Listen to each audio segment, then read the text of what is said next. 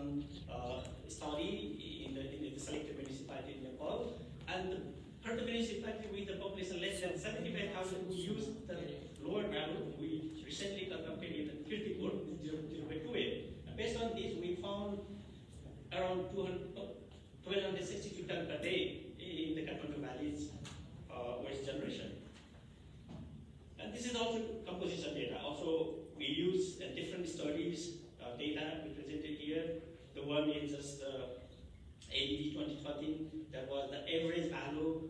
The first one is from the first three column is household waste generation, and the next fourth column is the average of all five municipal Kathmandu valleys, including household, commercial, and institutional. But in last studies we did only the composition, but that is very important to select the technology, the calorific value, even for landfill design, the mechanical properties of this waste is very important, but this study has not done. But one study is not published, but I got this report from Lalitpur Metropolitan City. They have done the feasibility study for RDF in 2009, and based on this, they have published some calorific value for the different municipal composition. And this shows that the organic part is the dominant fraction, but the calorific value is very low, which is very hard to adopt this mixed thermal treatment technology based on this data. This is the conclusion of this data. That's why, because of these diverse sources of data, then it's very difficult to conclude whether this data is used for the specific design or not. That's why we have to conduct a comprehensive study to cover all type of these sources at the different point of the generation. For example, the composition at the point of generation and is different than the composition at the transfer station as well as the final disposal. It's very important to design the different infrastructure. And this is the overall practice of what we are doing here at Kathmandu and who is involved and for what purpose. For example, you see here 1262 tons per day is being generated, and of total only 3% is reduced at the source by house composting and other traditional method of composting. And 52% is collected by the private sectors, but this is from the point of generation. But others, for example, 29% go to the street first, and then from the street, the KMC and the LMC collect the waste. Say to the transfer station first, and even transfer station, some waste is segregated and go to the speculars, and finally this other waste goes to the landfill. And this shows that around 20% dry recyclable and 3% organic waste is being separated, like recovered right now from the municipal solid waste. And still the 15% is uncollected. Out of 50%, 3% is open burn, and 12% is either go to the land or what is linked to the land and whatever. And this is a different component we are doing here. The street sweeping and cleaning. Basically, municipality involved for street sweeping and cleaning. Kathmandu had almost 700 sweepers. Lalitpur had 150, and Madhyapur had 100, as well as Thimi had 19. This wastewater to involve for the sweeping and the collecting the waste from the street. But the other new municipalities have very limited staff to work in these solid waste sectors. And of course, there is also like KMG and LMC have some sweeping vehicles, mechanized sweeping vehicles, especially for the dust particle in the summer season, in dry season. And in collection and transport, in overall collection efficiency, I will mention 85%. But in terms of coverage of area, it is we analyzed based on the data given by the municipality, around 68% area is covered. That means, for example, for KMC and LMC, we say the 100% area is covered. That means, it doesn't mean the area, 100% area covered means 100% household is covered. In each ward, every ward, like private sector or KMC go for the collection, but it's not covered the every household. That's why there is some leakage of the waste from the Kathmandu and Lalitpur also. But for the other municipality, the dominant part is the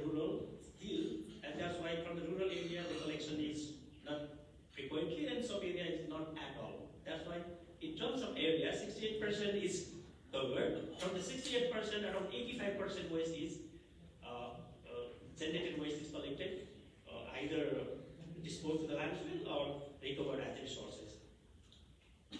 And in terms of the vehicles, also KMC and LMC have like 124 and 34 vehicles, but to be honest, we have to say that these vehicles either used by the private sector or the public sector. They are not well designed for the waste collection and transportation. For example, mostly the vehicles are used for the transportation of the stone and sand. And the same vehicles are used for the the collection and transportation of the solid waste in Kathmandu Valley. That indicate we have to reform in this sector also. Regarding the transport and disposal, the KMC, LMC have the transfer station, but they are not functioning as a transfer station. This is like temporary outside, I have to say honestly. In transfer station, some waste is segregated, go to the scrap dealers. And even in the disposal, you see the Sistole landfill site in 2005, in the top left figure, this was designed as a sanitary landfill site as a part of the CKB project in 2005. But right now, this is the 1 year back photograph I took. This is around 80 meters high dump, and it's a very vulnerable site, open down site. Finally, the sanitary landfill is converted to open down site. And even in collection and transportation, just last 2020's 1 year data I analyzed, I got from Sistole landfill site office, but they are not using the waste brief. There is no waste brief. They are, depending upon they make some measurements some time at a year, and based on this, they estimated the number of vehicles as well as the record number of vehicles and the total amount of waste to be disposed in landfill. And based on the 1 year data, around 800 tons per day waste goes to the Sistole landfill. Out of this, 79% is collected and transported by the private sector. But only 59.7% waste is collected and transported by the KMC and LMC. And that's why, except the Bhaktapur municipality collect around 28 tons per day and dump somewhere in this Kathmandu river corridor. And the Sistole's already, mentioned this is the good sanitary landfill in 2005, but right now it's a very vulnerable site. At the same time, we have also developed a new sanitary landfill in the Banchari, and the DBC have designed and constructed it right now, but it to be completed. And in design document, it was considered this is the for only residual waste, around maybe 30 or 40% at maximum go to the landfill. But to support this, we have no other infrastructure for the recovery of resources. That means it's again, you have to afraid that again, similar like it will become like a Sistole or not if we operate carefully this Sistole landfill site, Banchari landfill site, or if we do not invest in the recovery infrastructure. And this is the status of the recyclable materials. What right now is recovering in Kathmandu valleys. Formally, there is no recovery practices here in Kathmandu. But informally, already mentioned by our Jonas, around 25,000 informal workers and 1,000 to 1,500 scrap dealers are working to collect these dry recyclables in Kathmandu Valley. And based on these 1,000 scrap dealers, we surveyed around 5%, this is 50 samples. And based on these, 52% are the Indian national. And 80% is scrap dealer collected from the source. That means it's a dry and clean recyclable material. But only 20% from the street piles and dump site. And 70% survey scrap dealers started their business with their investment without any loan or like a bank or from bank and other supporting agency. And 55% scrap dealers, they have invested around 100,000 to 500,000 to establish their scrap shops. And the average monthly expenditure and the income, it's very hard to get the income, the real data in terms of income. Even informal sector here in Nepal, but the informal sector is very difficult to get. But based on these 50 survey samples, we found around 50,000 is the annual expenditure, as well as from the 50,000 is the monthly income and expenditure from 74% and the 54% scraps off respectively. Based on this data, we have conducted research over the last 15 years in a different time regarding this metro recovery here in Kathmandu. In the second project in 2005, the metro recovery was around 100, just only 100 tons per day, but it changed. It increased in 2013 to 140 tons per day. And I conducted the survey when I was in SWTSC in 2017 again. That time the value increased to 250 tons per day. And right now, and just based on this estimation from the survey and the consultation with these different people involved in the value chain, it's around 350 tons per day. Okay, and then finally, the monetary value is around 3,700 million per year at point of sources, and it increased significantly, from 2017 in terms of monetary value also. This is the data how the different metro recovered here in Kathmandu, what is this quantity, and what is this buying price, and what is the selling price in average, and what amount of the value is collected here in Kathmandu. And finally, this is the one interesting slide here. How much money is going to invest here right now in Kathmandu Valley's waste management. The Kathmandu Valley's 18 municipality average expenditure around 1% of the total municipal solid waste right now. But for KMC, the 50%, and for LMC, 2/3 goes to the salary for the sweeper among this budget, not for the infrastructure development and other part. And of total collected 79% by the private sector, they collect fee from the household, and the amount is almost more than what invested by the municipality in Kathmandu Valley. Based on this, municipalities spend around $24 per ton, and private companies' money is around $38 per ton, which is totally 62 tons per day. We are going to invest. We have invested for the solid waste management here in Kathmandu. This is very high value, much higher than the value for the municipality, low-income country. It's around only 40 tons per day for just collect and dump what we are doing right now here in Kathmandu Valley. And based on this, if we consider, this other municipal sources like institution and like commercial establishment contribute only 40%, and the household fees around average $3 per month, the value becomes around 38 millions, and which is sufficient for the full, for the operation of modern and this efficient solid waste management system with full recovery of, based on this waste producer. And this, based on this World Bank 2018 data, for the advanced waste management system, we need $92 per ton. And this is the regulatory institutional aspect. There are the several organizations directly and indirectly involved for solid waste management from community level to the federal level. But unfortunately, in this federal context, we have no federal government unit to support the municipality. There was one organization in 2000 before the promulgation of this new constitution, but right now the center did not exist, and this current context, the municipality have the very difficult to manage your waste in terms of.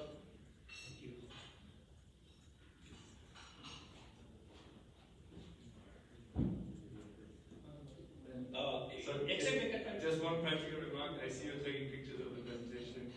It will be made available to you at the end of the workshop. So don't worry. We just don't want to give it to you up front because we want you to keep attention and listening. So don't worry about it. But it will be shared with you. Thank you. Okay. I'm still a simple slide. That's why I would like to conclude.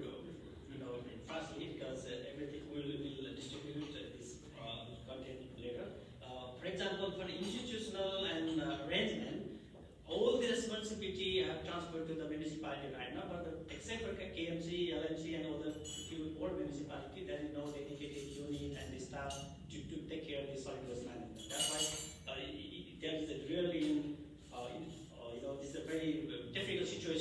now in this institutional context.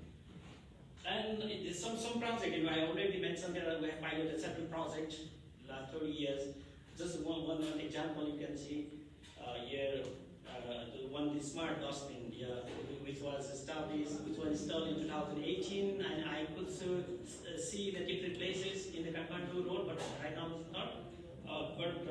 At that time, the KMC and one private company have installed this type of smart bin, to collect the waste as well as to display, to do income from to display from some advertisement. But finally, neither the visitors or the producer know what is exactly. Either is it like collection bin or like the pollution meter or something like that. Nobody knows. And finally, right now I couldn't see this type of dustbin here in Kathmandu road.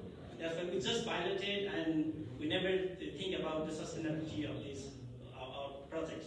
Even biomethanation plant we installed in 2017 is very good to operate 3 tons per day is biodegradable waste in Kathmandu to convert the energy. Dr. Pathak, please, could you please complete in the next 2-3 minutes? Okay. Yeah, 3. Yeah, maximum. Okay. Okay. Thank you. Sorry. Yeah, despite this, the failures story and some private company are doing good job and there are some initiation. For example, one say PTC compost plant, they have started to, one compost plant in Thimi municipality that is without an order or something like that, with quality of compost.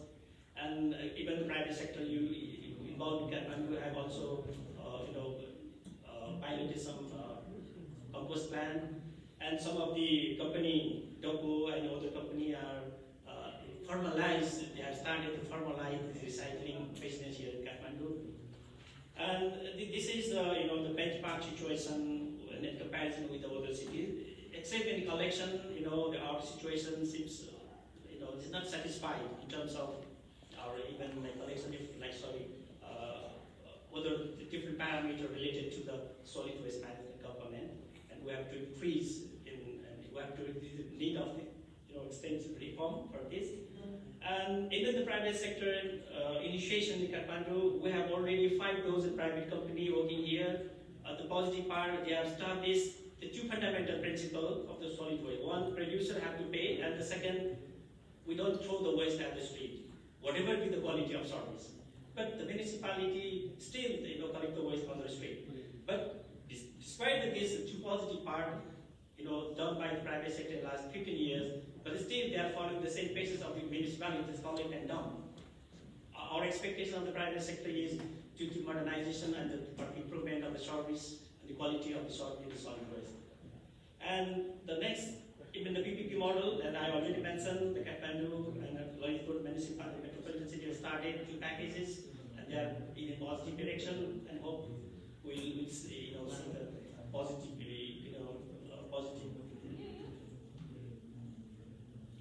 conclusion in the future. And finally, I want to show only the way forward. First, we have to follow some basic principle of the waste management, and we have to follow the integrated solid waste management, not just collect and dump, what we're doing right now.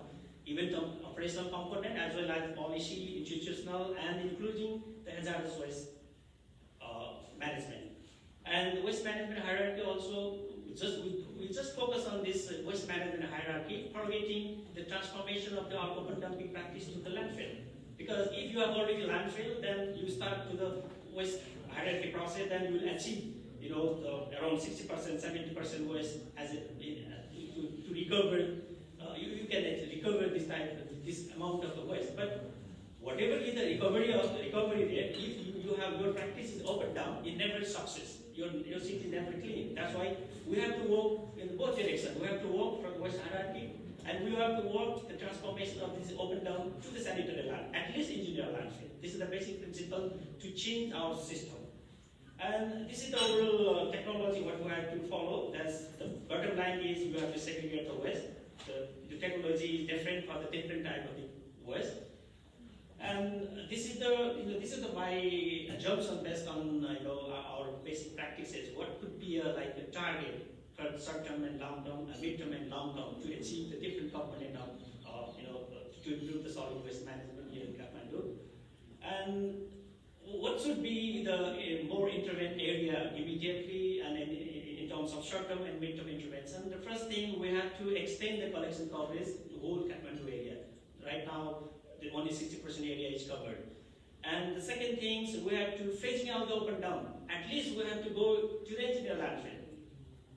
Then the third is we have to policy, reform the policy and institute. Right now there is no national federal unit to support the municipality. Then our suggestion is there should be a strong and competent national support unit to the municipality so that they can support municipality to reform, to draft the policy, as well as to support, to develop the infrastructures and to monitor the activities of the municipality.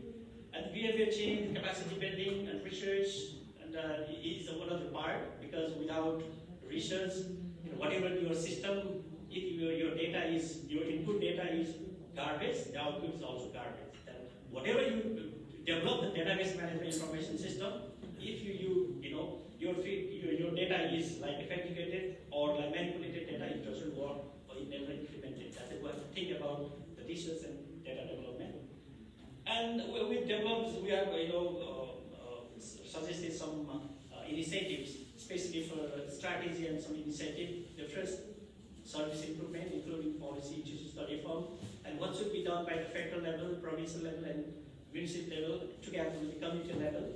And of course, the community have to be support to the municipality because when we're talking about the PPP model for the water project, for the solid waste management, we think about the 4P model: people, public, private partnership. Because people are the beneficiary as well as they are the producer. Without their support, we can't, implement the project whatever be the capacity of the private and the public sector. And that's why we, divided this 4 strategy. They studied facility and infrastructures, and especially currently like central federal unit like UDBC supporting to the municipality for the infrastructure development, and Bogaza is supporting to the policy and the institutional development part. And even the other part is done by the municipality level. I'm not going to read all this because of the time limitation. The third is the performance measurement and management. This is the missing part here in Nepal. We say our vision is like in 5 years we'll reach like a smart city, we'll make a smart city or something like, but we don't know what to do in next years, what to do in next 3 years and 4 years. That's what, without this, this performance measurement and management, I think we never achieve our goal. And the fourth is the capacity building, behavior change, and knowledge transfer. That's why this is not only technical issue. This is the social issues, and this is the environmental issues. That's why we have to focus where our education system, based on our education system. For example, if you want to change the behavior, I don't think we train the people to the engineer. It doesn't work. If you want to change the behavior of the people, you have to go to the preschool and the school curriculum. If you want to transfer the knowledge and skill, you have to train the engineer. That's why we have to find, assist where is the particular area of the intervention for the behavior change or the knowledge transfer. And this part, this initiative is included in this last part. And thank you very much. I'm sorry for a bit more time, because today we are here to listen to you, and not tell our remarks. That's why. Finally, I want to thank you the World Bank team, especially our TTL and the Manoj sir, for providing this wonderful opportunity to be a part of the study, and government and local government. We supported the study because all this data this is not my brain. I'm just documenting and analyzing your brains, and that's why without you people, I think this study was not completed. Thank you very much. Thank you.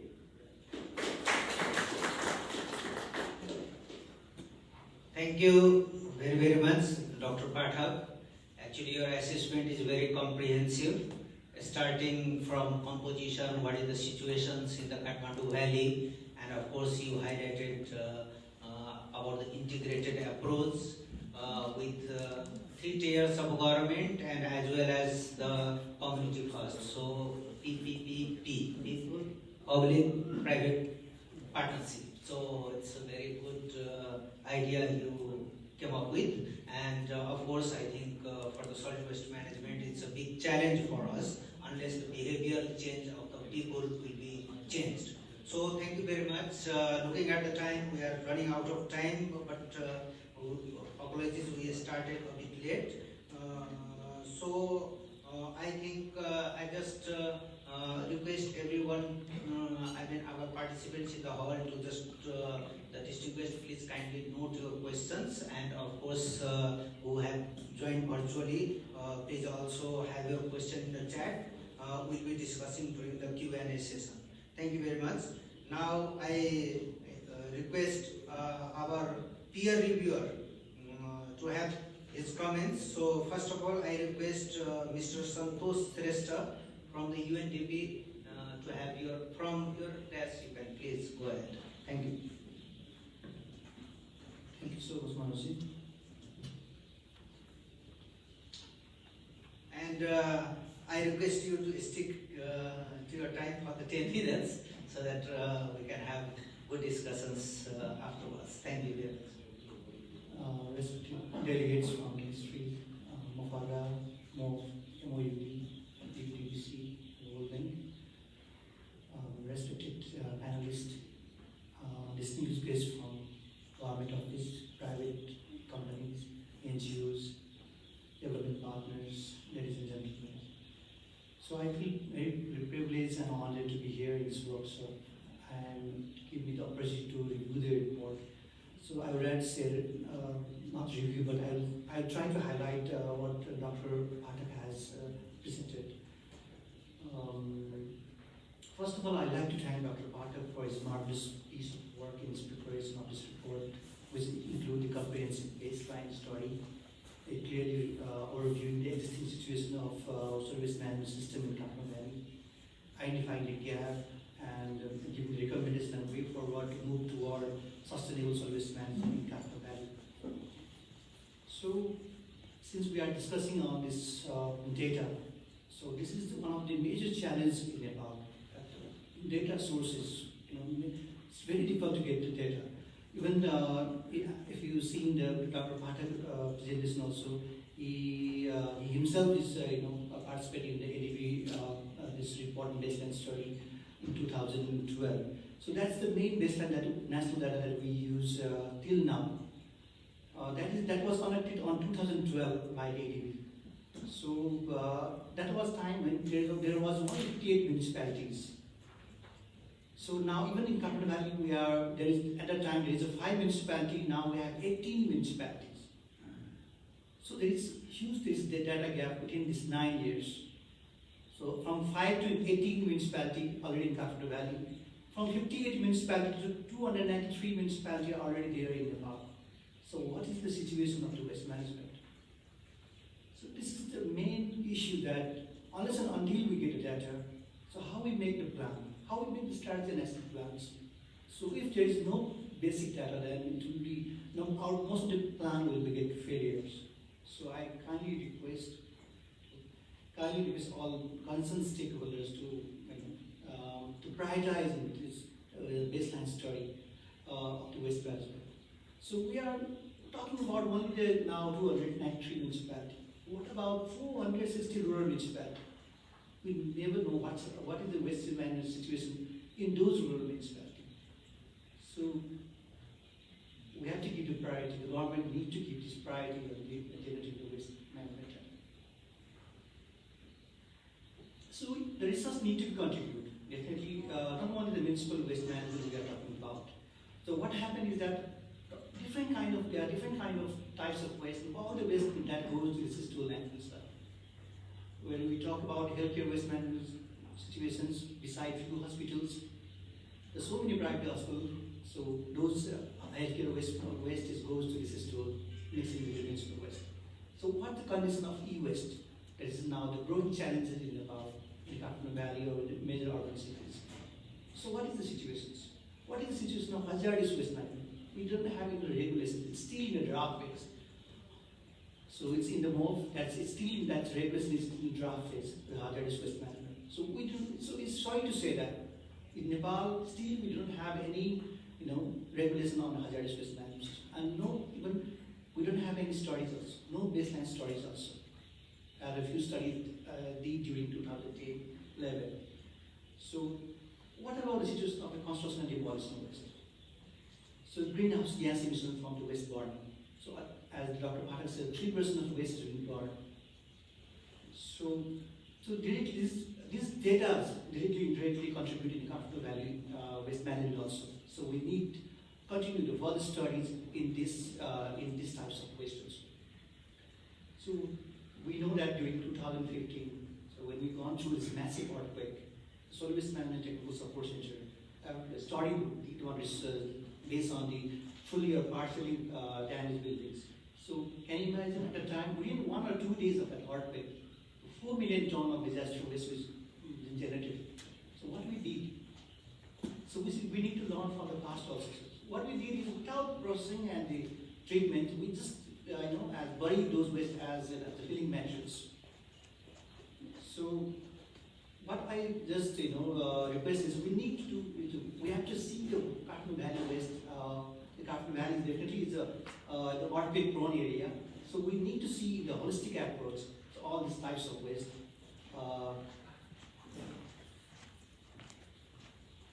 So in the report, Dr. Pathak has achieved the total population of 18 municipalities in Kathmandu Valley is 3.1 million in 2021.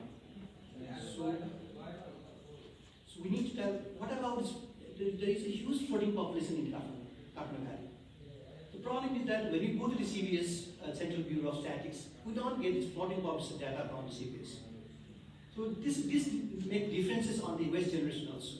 We assume that there might be 5 million of people in Kathmandu Valley, but I hope that we will soon get a census record of how the population in Kathmandu Valley.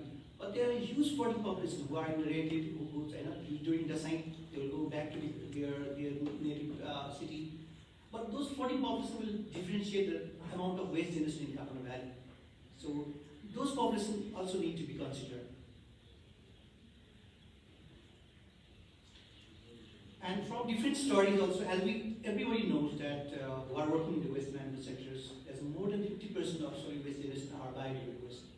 Even as Dr. Pathak has shown that in the figure that during this COVID period, 75.5% of biodegradable waste generated in Kathmandu Valley. Because most of the people are living in their house, the huge amount of this biodegradable waste was generated. So even if we just calculate based on this data, 1262 tons per day waste generated, that means 953 tons of biodegradable waste. That's a huge amount of biodegradable waste generated. So what we did till now about this waste, this biodegradable waste. So did we try to manage this waste before, or did we make any plan to manage at least biodegradable waste? Okay, 18 municipalities within 1 or 2 years, okay, let's manage only the biodegradable waste. So that will be a huge achievement. So we have to prioritize these things also.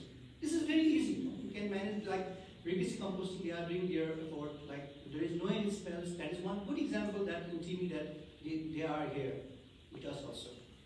So why, like besides 18,000 household composting, we are distributing the household composting bin and some private sectors who are doing composting.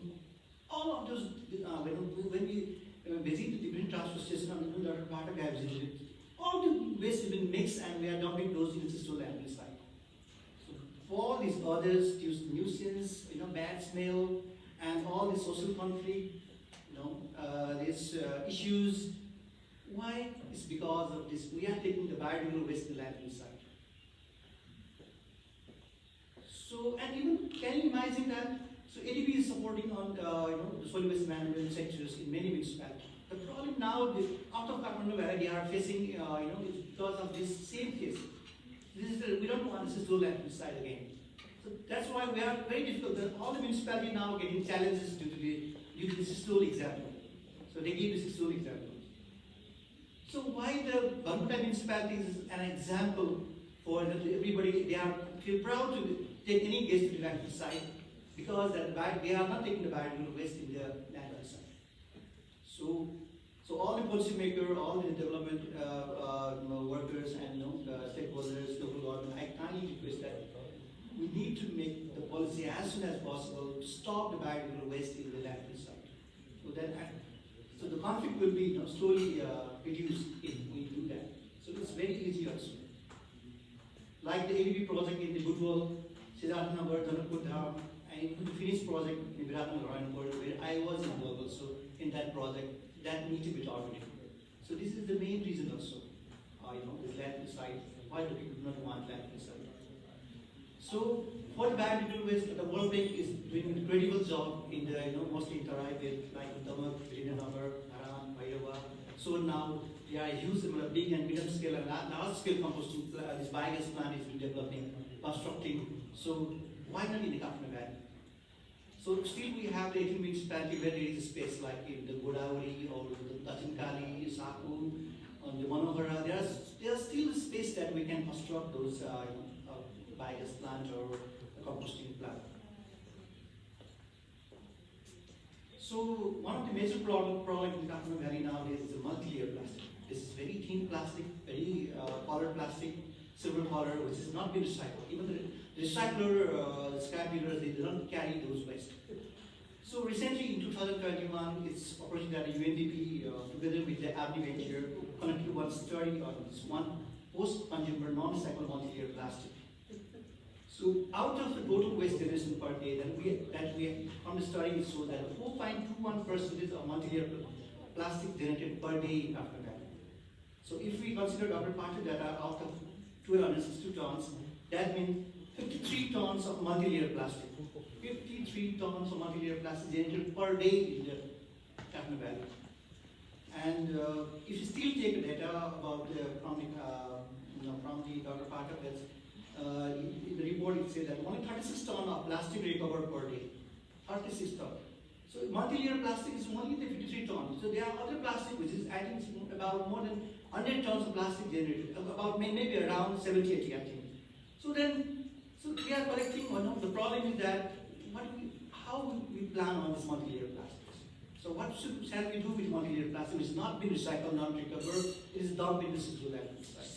Shall I request you to conclude it within 1 or 2 minutes, please? So what we are trying to do is that from Abdi Venture, that 25 to 30 tons per month, they are collecting the multi-layer plastic from the Kathmandu Valley and they are taking to the cement factory. So with a rate of 15 rupees per kg, they are selling those, or per 2 rupees per kilo calories.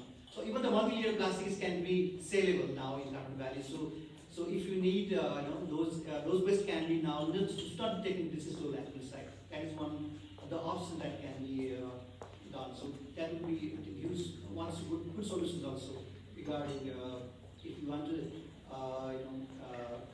extend the life of the ones that are the landfill site. So the private sector coverage is 79%. That is still very incredible jobs. So without the private sectors, their contributions in Kathmandu Valley is not possible. So we have to promote more private sectors. But the problem is that there is no formal contract with private sectors and municipalities. Those solid waste charge do not come into the formal municipal solid system also. Therefore, the concerned stakeholders should work on this part also to formalize the existing private sectors. So the average budget allocation of municipality is just less than 1% in solid waste management. Unless and until we move forward in technology transfers and investment in solid waste management sectors, how could we expect the improvement in solid waste management in Kathmandu Valley? So what we expect is at least there should be minimum 5% of the total budget should be allocated for the solid waste management systems. And total solid waste management budget for 18 municipality, as Dr. Pathak said, is $7.8 million per year annum. That is a 62 per ton $62 per ton. But though amount has been spent so much, but still we are not satisfied because we are not prioritizing on the waste recovery. We are more prioritizing on the landfill site only. So even as I give one example, so I want to highlight that we consider 350 rupees per month and 40% from the other source. So 38 million can be collected US dollar. So that is for our effective solid waste management system, 36 million is needed. That in the report is said. That means it's possible. So if all the actually, when you come in one umbrella as one institution in Kathmandu Valley, there is possible investment and solution in Kathmandu Valley. So, as Dr. Pathak, I'll just summarize one or two minutes. Almost saying. So, Dr. Pathak has raised the lack of institutional Since we are running out of time, because it's Dr. Pathak has raised the lack of institutional mechanism at federal and provincial level of solid waste management systems. That is really true. Solid waste management technical support, even I get opportunity to work in that office, that is now no more. So now we are in transition phase from 58 municipalities to 293 municipalities, but who will now capacitate those municipalities? So there should be some organization in the federal and the provincial level to support those local government for technical capacities, institutional arrangement, and knowledge sharing on sustainable solid waste management systems. So even I agree with Dr. Pathak view also that there should be gradual improvement. We can't change the Kathmandu Valley waste management immediately. So it takes gradual improvement. So we start with one types of waste, then we go with another one also. So I give example. Why don't we start with the biodegradable waste to stop taking the residual liability side? So at present, even the Dr. Pathak has shown 30% of total waste is only being recovered, and 70 to 80% is now taken to the residual level. Sorry. I think we have to summarize and then share written comments. That's how we do it, because otherwise we have a quite long session ahead of us. So if you may just, we are really grateful for the detailed comments, but I think you can synthesize and then just share in writing also the text. It will be much appreciated. So now one more point. Thank you so much. Yeah, one more point. So we have to go with the regional waste management system, as Dr. Pathak also said. So with 203 municipalities, we can't go with the 203 landfill side waste processing centers. So we need to go with the regional concept. We have to integrate with private sectors so that they will be attracted in the investment also.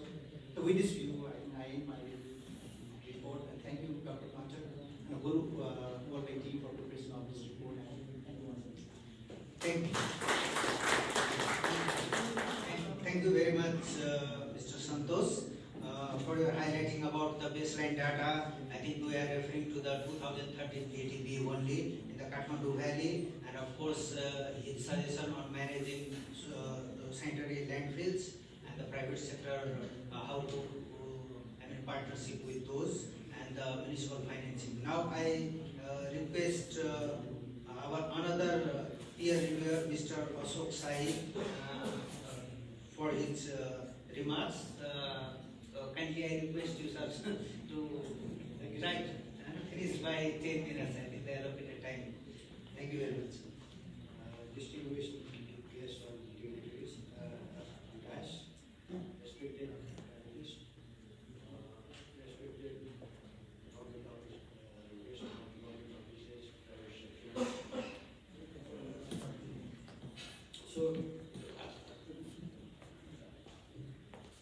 So I basically focus on the draft report of Dr. Pathak and his presentation. I thank Dr. Pathak for his nice presentation. Just on the municipal solid waste generation and composition in the report, as Santosh also told that floating population is calculated or not. I think in ADB report also, for municipal solid waste generations, they have mentioned about the household waste, commercial waste, institutional waste, and other things. But floating population is not there. So I think you have to add that one also. Regarding the other scenario of the solid waste management, it has already been documented in the report. So I don't want to go there. Regarding about the landfill side, the problem in landfill side, the system is a very vulnerable landfill side because there is much chances of slow failure. It's just to land. And another thing, the mortuary is going to be ready. So after the operation, during the operation of mortuary, the post-closure management of the system immediately have to be started, because during the visit also, what you observe that the leachate is directly flowing to the Kolku river and polluting the river. And it is a very serious matter of concern, and local people are also usually repeatedly talk about this. So my another thing is about the priority on solid waste management field. Because as the report, it is in 18 municipalities of Kathmandu Valley, except Kathmandu, about 4%, Lalitpur 2.5%, Bhaktapur about 3%. They are allocated the budget for the solid waste management. And rest of the other municipalities, that is below 1%. So it shows that the solid waste management is in low priority in the planning process of the municipality in compared to other services. So that should have to be, for the better solid waste management system, it should, solid waste management should also come into priority.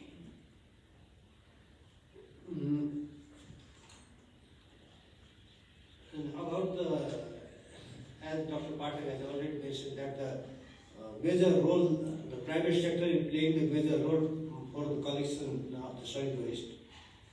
About 79% of the waste is collected by the private sector. So, what I think that solid waste, if private sector could be effectively utilized for the management of solid waste, then there will be some, the service will be, there will be the financial constraint on the municipalities for managing the solid waste. That will also be gradually reduced, and the private sector can handle gradually, if the solid waste management responsibility is given to the private sector, then the municipal burden or municipal expenses on the solid waste management will be reduced. So the private sector will be more responsible on that. But now they are doing just collection and disposal. But our focus should be to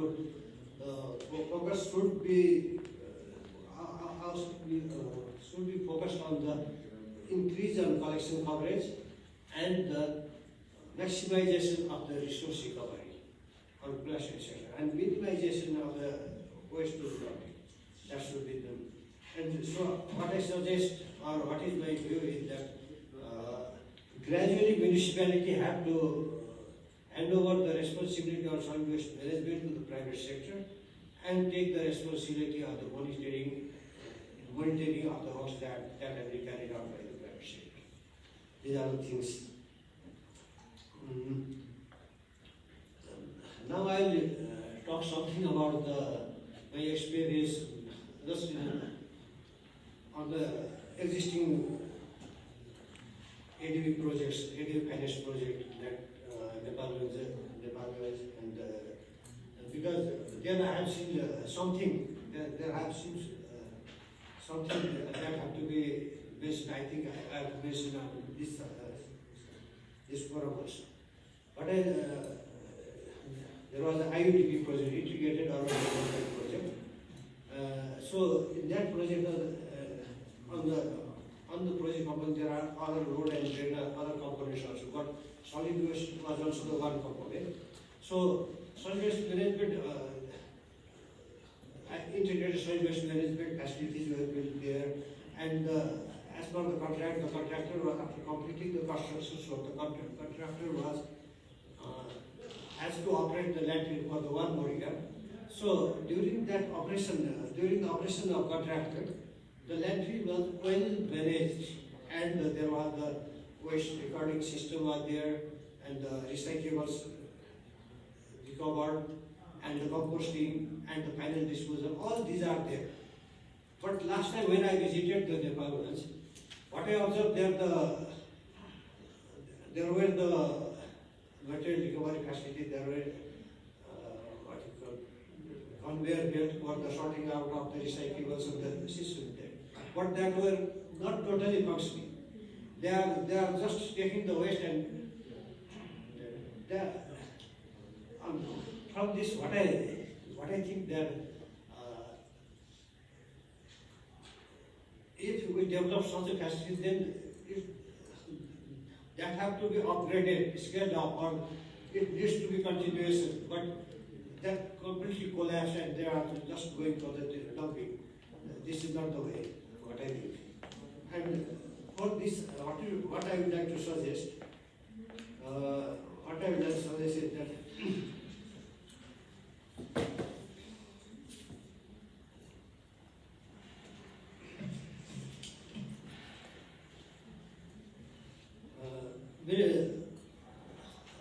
because in AD Finance or RDB projects also they are developing both landfill sites in the far western province.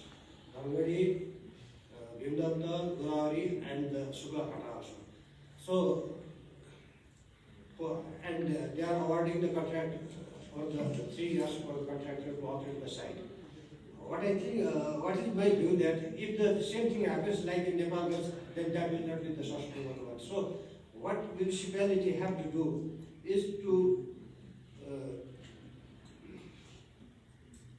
depute the concerned municipal staffs during the operation of the site so that they will get the honors of training also and allocate the necessary budgets so that these sites will be run. They will get the continuously run without any interference and advocacy. So these are my things to address. And one more thing about the institutionalization of about the federal unit.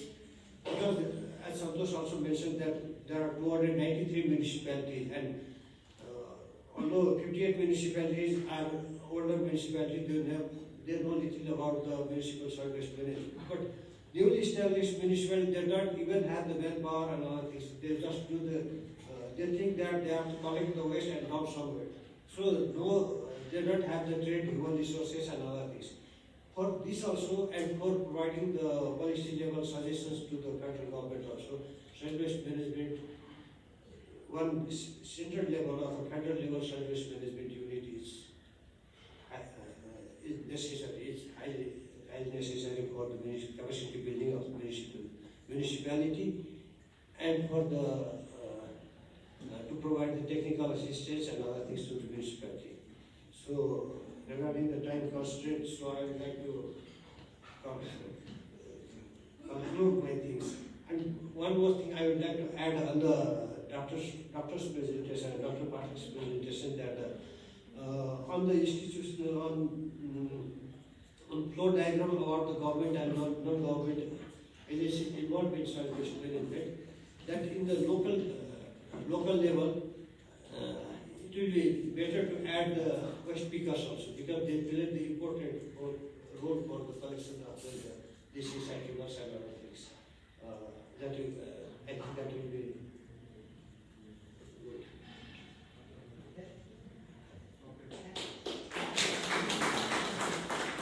Thank you, Mr.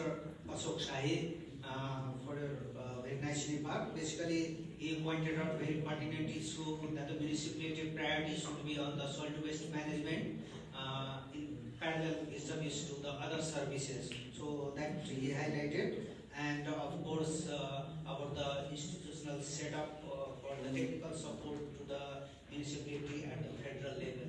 So that is also important points you pointed it out. And basically he expressed some of the experience of his projects for the operation and maintenance. So thanks a lot, because that has to be taken care of. Once you build up the things, at least that has to be run, at least for the design period. Thank you very much. I'd like to, because Director General, you want to have a few words, so please. Yeah, thank you very, very much. I just want to contribute on guiding principles that you really produced. The first guiding principle was polluter pay principle, right? So how much they pay? Is that the overall cost that they pay? Because the cost is too high. If we really, I'm just taking the example of Banjarada here. If we see the segregated waste, if we dump the segregated waste in the Banjarada, that lasts for the 100 years. And if we really dump the mixed waste, then it's only for 20 years. So can you really, ask the people to pay 5 times more than what they pay free? That's impossible. That's why we have to really think in a different way, out of box, I think. Might be, the guiding principle should be like segregation at source. First of all, segregation at source means you will reduce everything. The cost of transportation, cost of doing things, and cost of making infrastructures and land itself. We have around 1,700 ropanis there in Balcharidana, which lasts for 20 years, means you have to pay around 85 ropanis per year cost. Can you do that? Can you ask the people to pay for that? That means if you really calculate the cost per family, that will make around 10,000 per month, right? So we have to think in a different way. Segregation at source would be the first guiding principle in solid waste management. That's my point. Thank you. Thank you, Mainali sir. Actually, it's a very good point that unless we have the analysis for the affordability of our own citizen, I think we cannot get a very good long-term sustainable solution. So now we are going for the panel discussions. So for the panel discussions, I request all joint secretaries and DDG to be seated over there, and I ask our panelists to come on the desk. Please.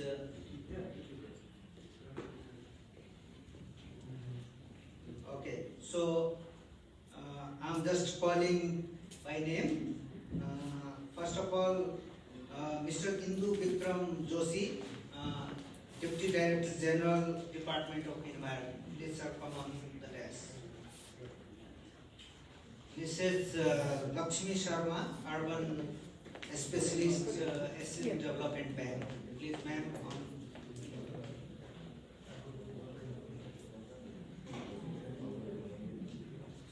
Now I request Mr. Saroj Basnet, Vice Chair, City Planning Commission, Kathmandu Metropolitan City.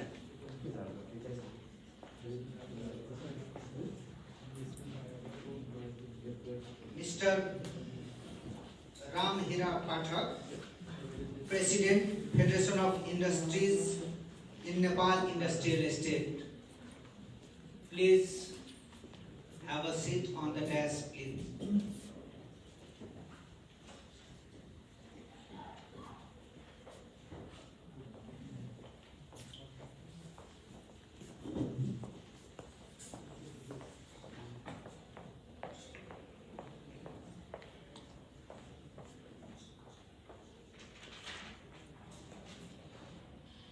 So in order to manage the time today, I will now ask Dr. Pathak for the facilitation of this panel discussions. I will be paralleling taking question and answer as well.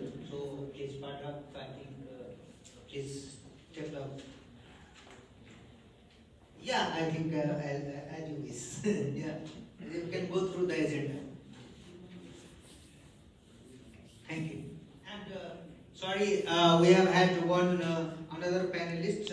Apologies, Mr. Naveen Vikas Mahajan, Technical Advisor of Solid Waste Management Association Nepal. He is joining us virtually. So welcome, Naveen ji, for the discussions. Thank you very much.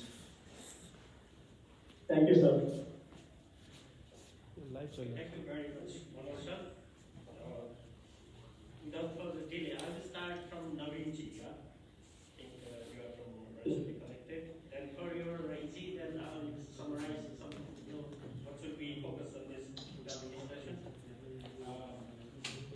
At present we have the 5,000 private sectors involved in Kathmandu Valley, but they are following the same pace of the municipality what going right now. Do you think the more private sector here, or how this existing private sector can strengthen in terms of modernization of the solid waste management system to follow the both sustainable principle as well as the social recovery? Or you need more private sector? Okay, based on this issue, I request to put your remarks or 5 minutes. Yeah, thank you. No. Thank you, Dr. Pathak, for the questions. And thank you, entire World Bank team here there in Kathmandu.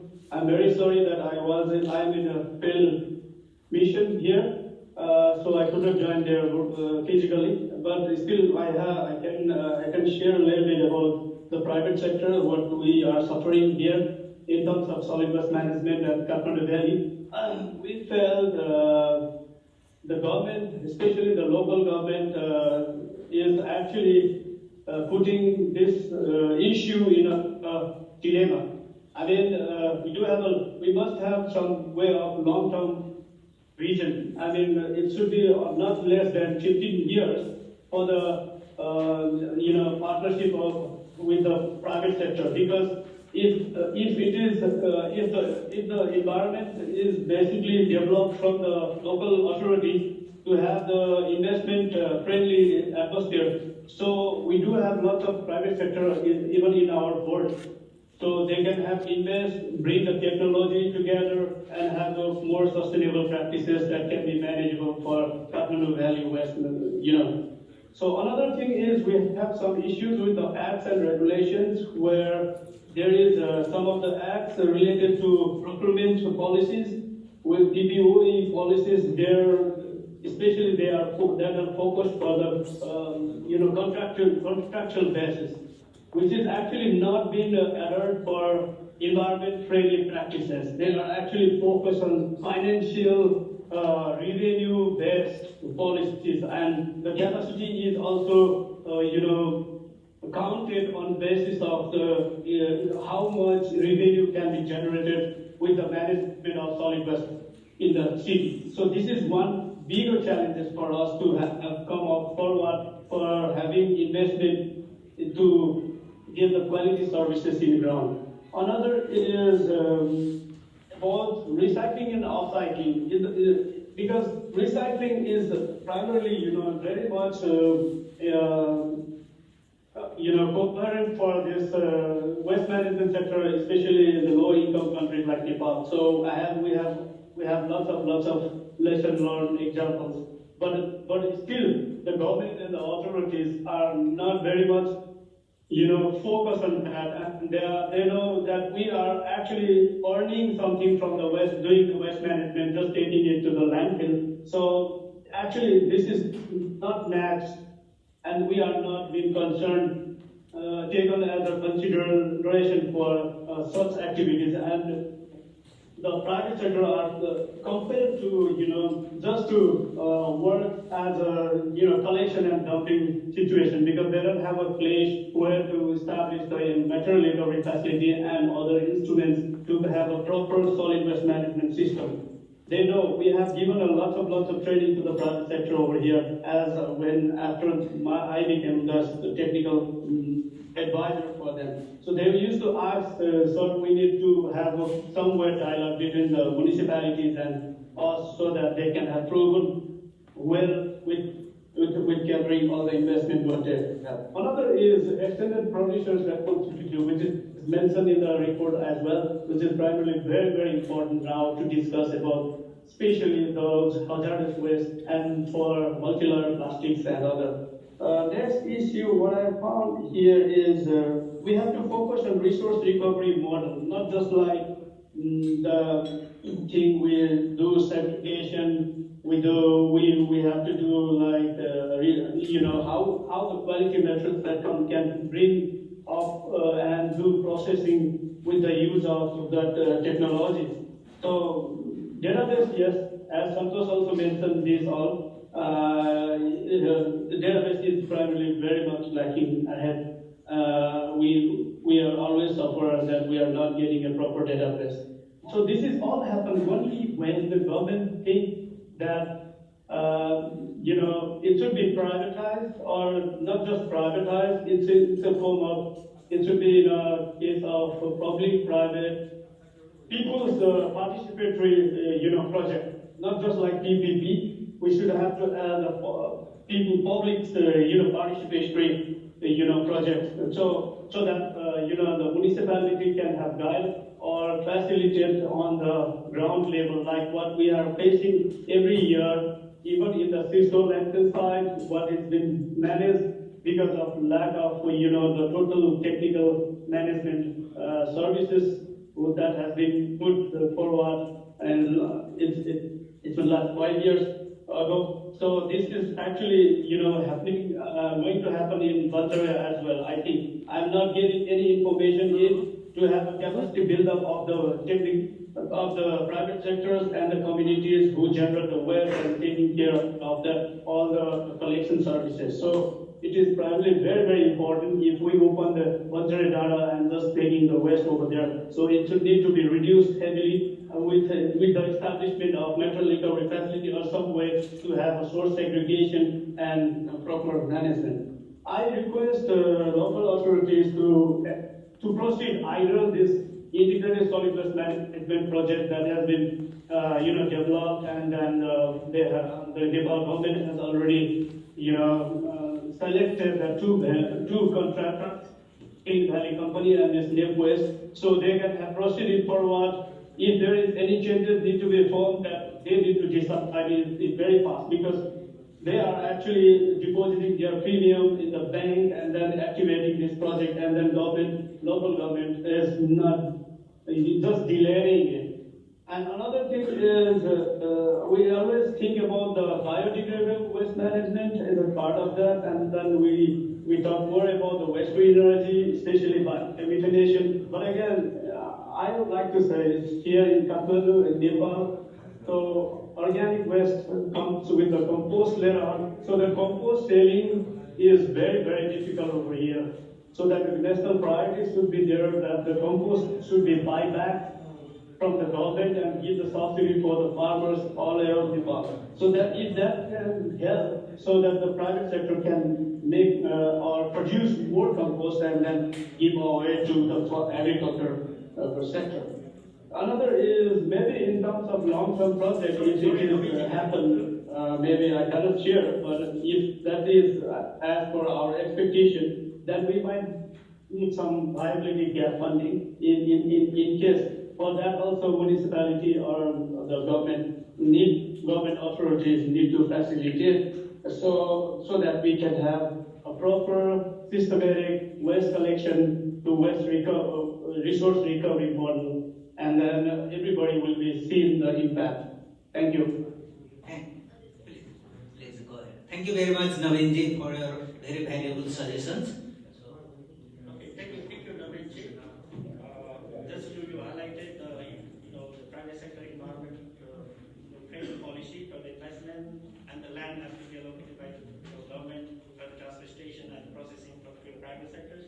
Especially PR policy have to be introduced, as well as we have to think about the composting process. The composting is a very easy way to manage the waste, but is really sustainable for the business is another question. That's why we have to think about these things. The question and answer session will conduct the question and answer session after the end of all these panelists' remarks. The next, I want to request to Ramgita Pathak, and he loves to speak Nepali. Then he's from the specific recycling sector, and he involved in many years for material, and not only collecting the material, not trading the material, but to I think the end solution, that is recycle industry. That's why I want to focus on Ramgita Pathak अनुरोध गर्छु अहिलेको हाम्रो recyclable material Kathmandu भ्यालीमा साँच्चै रिकभरीको status रिकभरीको status कस्तो भइरहेको छ र यो चाहिँ हामीले अहिलेसम्म भइरहेको फन्ड भइरहेको छैन। सबै इन्फर्मली र हाम्रो डेटाले पनि अराउन्ड 50 टन चाहिँ भइरहेको भन्ने देखिन्छ। अब यसलाई चाहिँ रिकभरी रेट इन्क्रिज गर्नलाई के बाधा भइरहेको छ, यसलाई नर्मलाइज गर्नलाई चाहिँ के जरुरी छ, र अहिलेको अवस्थामा एन्ड सल्युसन जस्तै अहिले चाइनाले प्लास्टिक आउन बन्द गरिदियो, संसारभरि अरू देशहरू समस्या भयो, हामीले सधैँ इन्डियामा चाहिँ पठाउने कि हाम्रो उसमा चाहिँ इन्डस्ट्री चाहिन्छ, त्यसमा के बाधा भइरहेछ त्यो पक्षमा चाहिँ मात्रै यहाँले चाहिँ 5 मिनेटमा आफ्नो धन्यवाद उपस्थित हुनुभएका सबै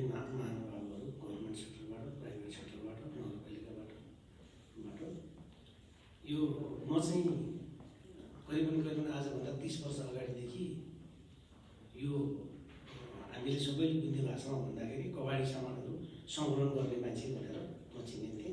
सङ्कलन गर्थेँ भने र गराउँथेँ भने।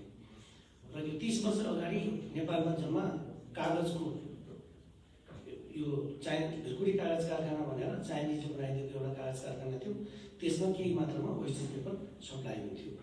र अनि टुबर भनेर बियरको बोतल, यो दुईटा मात्रै सामानहरू चाहिँ यो कबाडीको रूपमा चाहिँ टिप्ने र लैजाने कामहरू हुन्थ्यो भने त्यसको पछि नगरपालिकामा तत्कालीन बेलामा भूषण कुलाधर भन्ने एकजना वातावरणविद हुनुहुन्थ्यो। उहाँसित मेरो भेटघाट हुने क्रममा चाहिँ यो वेस्टेजलाई कसरी गर्ने भन्ने कुरामा यो सुरु भयो र मैले करिबन 30 वर्ष अगाडिदेखि यो वेस्टेज क्षेत्रमा म इन्भल्भ हुन पुगेँ। र अब मैले हेर्दाखेरि चाहिँ अब अघि म धेरै अङ्ग्रेजी नबुझ्ने भएले केही बुझेका कुराहरू मात्रै मैले समेट्न सकेँ। हामीले हेर्दाखेरि चाहिँ फोहोरलाई हामीले चाहिँ दुई प्रकारमा वर्गीकरण गर्छौँ। एउटा रियुज र रिसाइकल हुने, अर्को रियुज र रिसाइकल नहुने, दुई वर्गमा हामीले चाहिँ वर्गीकरण गर्छौँ। त्यसरी दुई वर्गमा वर्गीकरण गर्दा ग्रस्त उपभोगबाट निस्कने जति पनि फोहोरहरू छन् ती फोहोरहरू चाहिँ झन्डै 60% जति फोहोर चाहिँ हामी रियुज या रिसाइकल गर्न सक्छौँ भने 40% फोहोर चाहिँ हामी रियुज या रिसाइकल गर्न सक्दैनौँ। त्यसलाई अरू प्रयोजनमा जानुपर्ने हुन्छ। र त्यसै गरी औद्योगिक उपभोगबाट पनि निक्लेका झन्डै 70% जति यो फोहोरहरू चाहिँ हामी रियुज या रिसाइकल गर्न सक्छौँ भने 70% जति हामी गर्न सक्दैनौँ। अब यसमा फोहोरलाई व्यवस्थित प्रयोग गर्न सक्यो भने त्यो बहुमूल्य चिज हो। एउटा औद्योगिक उद्योगको लागि त्यो कच्चा पदार्थ हो। त्यसलाई हामीले चाहिँ सही नामसित रियुज त्यो चिन्न सकेनौँ, फोहोरलाई पहिचान गर्न सकेनौँ भने त्यो के हो? फोहोर। त्यो एक अर्कोमा चाहिँ मिश्रण हुँदै गइसकेपछि त्यो चाहिँ फोहोरको रूपमा परिणत भयो। त्यसलाई व्यवस्थापन गर्न पनि गाह्रो हो। जसरी चाहिँ नगरपालिकाले चाहिँ डम्पिङ साइटमा लैजाने काम गर्छ, तर त्यो डम्पिङ साइटको आयु पनि त्यो हामीले चाहिँ त्यसलाई चिन्न नसकेको कारणले गर्दा त्यो चाहिँ चाँडै भरिने काम गर्छ। हामीले चिन्न सक्ने हो भने त्यसको आयु पनि बढ्छ। यसमा चाहिँ फोहोरको चाहिँ हामीले 3-4वटा तरिकाले चाहिँ वर्गीकरण गर्ने गरेका छौँ। एउटा अर्ग्यानिक फोहोर भन्छौँ भनेर छुट्याउँछौँ हामीले, अर्को विषाक्त फोहोर भनेर छुट्याउँछौँ, अर्को रिसाइकल गर्न सक्ने फोहोर भनेर रिसाइकल अथवा रियुज गर्न सक्ने फोहोर भनेर छुट्याउँछौँ, अर्को चाहिँ वातावरणीय ऊर्जा उत्सर्जनबाट भएको फोहोर भनेर जुन जस्तै खरानी, धुवा, धुलो यी चिजहरू भए। त्यस्तै निर्माणजन्य फोहोर, त्यसपछि खतराजन्य फोहोर। खतराजन्य फोहोर अन्तर्गत तेल, ब्याट्रीहरूबाट निस्किने एसिड, मृत शरीर, यिनीहरूलाई चाहिँ हामीले यसरी वर्गीकरण गर्छौँ।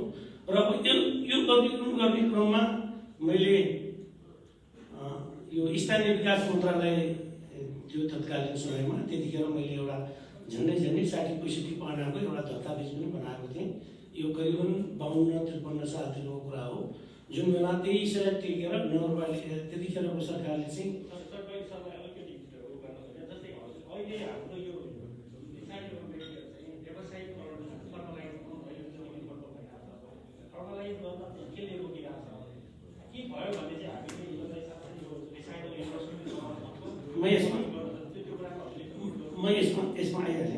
यसमा आइहालेँ र म त्यहीँ पुगेँ। बिचमा कुरा मैले रोकेँ। यो फोहोरलाई व्यवस्थित गर्नलाई यहाँ 4-5-6वटा पोइन्टहरू चाहिँ मैले यो काम गर्दै जाने क्रममा चाहिँ मैले यो कठिनाइहरू छन्, यदि यी कठिनाइहरू गर्ने हो भने यो समस्याहरू हुन सक्छ भन्ने गरी चाहिँ मैले पोइन्टिङ गरेको छु। यो उत्पादन स्तरमा नै सङ्कलन गर्नुपर्ने हुन्छ भनेर राज्यलाई मैले यो भन्ने गरिराखेको हो।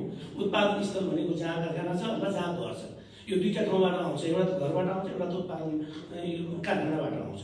त्यो उत्पादन स्तरमा नै यसलाई चाहिँ हामीले चाहिँ कलेक्सन गर्न, सङ्कलन गर्न सक्ने हो भने यो मिस्कट हुँदैन।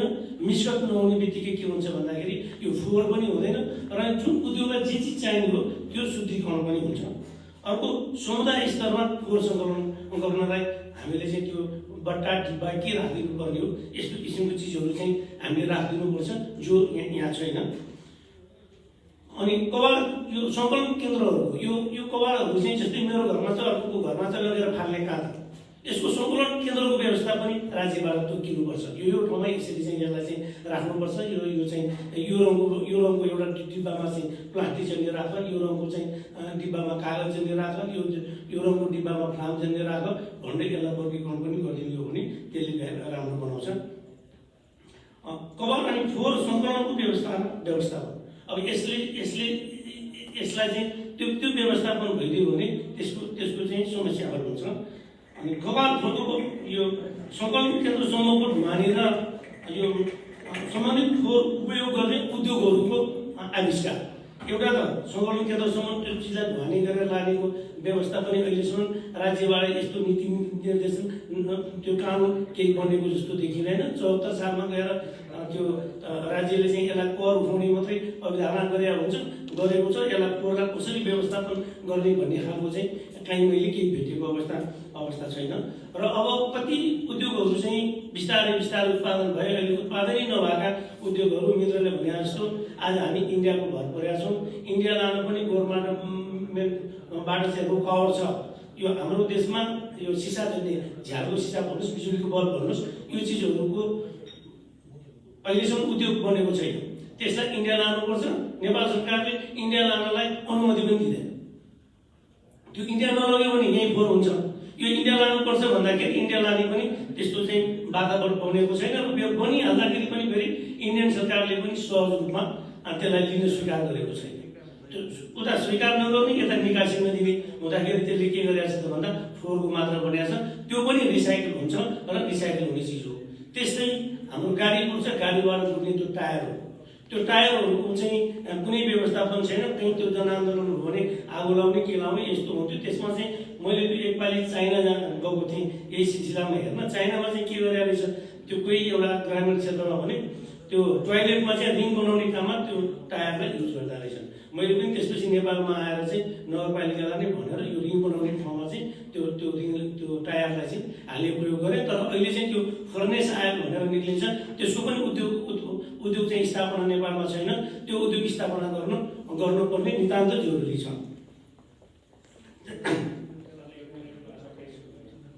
अब यो नीतिगत कानुनी व्यवस्थाको चाहिँ व्यवस्था गर्नुपर्ने देखिन्छ। यो विज्ञापनहरू चाहिँ विद्युतीयबाट विज्ञान चाहिँ यो फोहोर भनेको फोहोर मात्रै होइन, यो एउटा नेपालको सम्पत्ति पनि हो। अथवा कच्चा पदार्थ जसले युज गर्छ त्यसलाई कच्चा पदार्थ पनि हो जुन उद्योगलाई भन्ने खालको चाहिँ राज्यबाट चाहिँ सन्देश जान पनि आवश्यक देखिन्छ। यो फोहोर मात्रै होइन, यो कच्चा पदार्थ पनि हो अथवा एउटा उद्योगको चाहिँ र मेटेरियल हो भन्ने गरी चाहिँ भन्नुपर्ने देखिन्छ। अनि एकीकृत फोहोर मैलाको व्यवस्थापन गर्नुपर्ने देखिन्छ। अनि यसरी कलेक्सन गर्नेहरूलाई आर्थिक प्रोत्साहनको पनि व्यवस्था हामीले ल्याइदियौँ भने अहिलेसम्म यो जति पनि कलेक्सन भएको छ, नेपाली नागरिक 2% छन् भने यो हाम्रो छिमेकी भारतका नागरिकहरू चाहिँ 98% चाहिँ मान्छे आएर चाहिँ यो कलेक्सन गरेर चाहिँ लाने गरिराखेका छन्। यसलाई पनि हामीले राज्यले चाहिँ ध्यान पुर्याउनु पर्ने देखिन्छ। जोखिम न्यूनीकरणका कुराहरू छन्, यी कुराहरू गर्नुपर्ने देखिन्छ। मेरो समय चाहिँ करिब मैले यही सिधाएँ। सबै साथीहरूलाई धन्यवाद र आयोजकलाई यति कुरा राख्ने बेलामा धन्यवाद दिँदै मेरो धन्यवाद।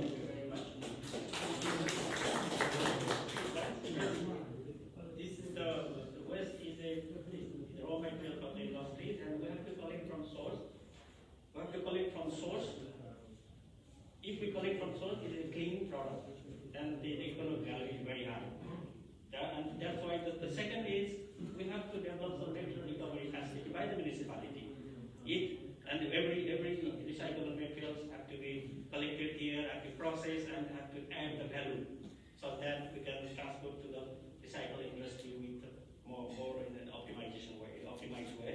And third is there is some policy to encourage the recycling industry to as this waste management international convention that the transfer of this waste material from one country to another country. Therefore, we have to establish the recycling industry here. It's the same solution. Thank you very much, Mr. Next, I want to request like to request to focus on currently, just based on this today's discussion, we found this local government are not investing in ISW infrastructure, but just doing day-to-day operation.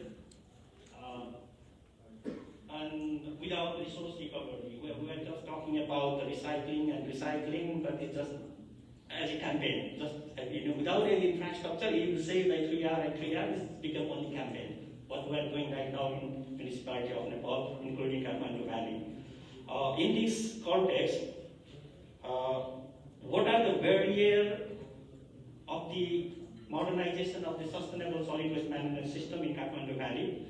Though we have piloted several projects of the different scale in the last 30 years, do you think the current ISW PPP model or PPP project solve this problem?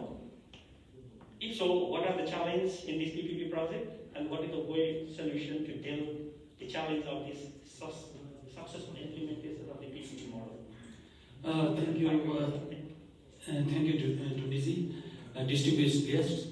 Now I'll discuss, directly about what is the current situation of Kathmandu metropolitan city regarding the management of the solid waste management and what KMC is, currently doing on the regarding this integrated solid waste management project.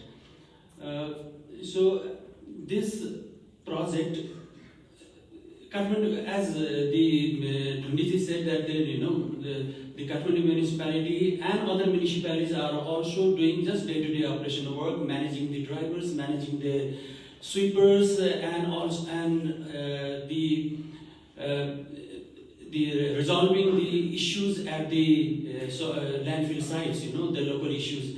These are the things the local governments are currently doing. But regarding the segregation of waste, regarding the management of the e-waste and hazardous waste, there is no policy as such, and the local government, even the Kathmandu municipality, seems to be failing in this regard. But there is a hope. There is a hope that in the past, about 12 years ago, there was an initiative to include private sector for the management of the waste in Kathmandu Valley. So, and the project was designed like the entire valley was divided into 3 packages, and in package 1, Kathmandu metropolitan city and 9 other municipalities were included.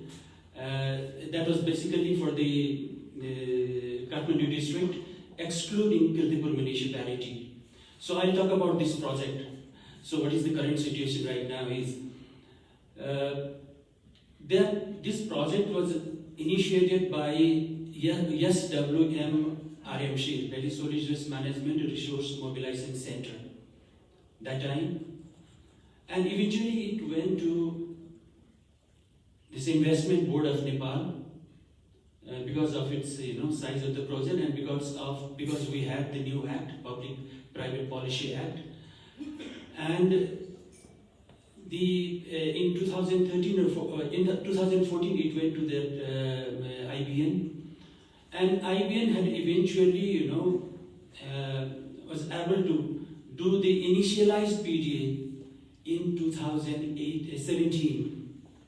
18 March, and then there were so many unresolved issues, more than 20 or 21 unresolved issues that IBN could not handle. I mean, it was not under its purview, to resolve all these issues. So, and that time, after that, the local local new representatives were.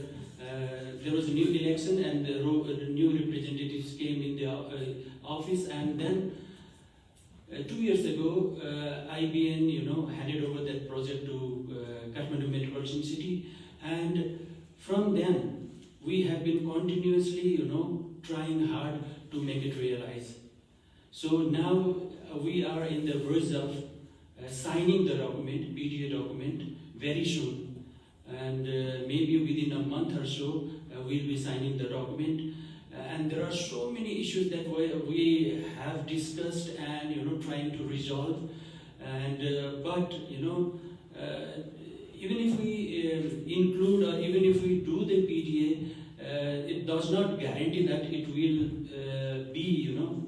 be successful or it will be effectively implemented. The most challenging part would be how KMC or how these other concerned department agencies would cooperate to make this project happen and and implement the project effectively. So that is and the challenges are there are so many other issues which are beyond the control of KMC, like there are the land to be identified for the processing plant. There are lands to be identified for the transfer stations. And there are the policy has to be made for the tax exemption and for the tax rebates. And there are issues of the informal sector. So how they are going to assimilate informal sector with this proposed private sector. And there is also this issue of the scrap, whether the scrap should include in the scope of work of this new ISWM or taken out, So we are now finding solution to that also, and we have also reached to the consensus within the 9 other municipalities, where all 9 other municipalities gave approval for this project from their board. And now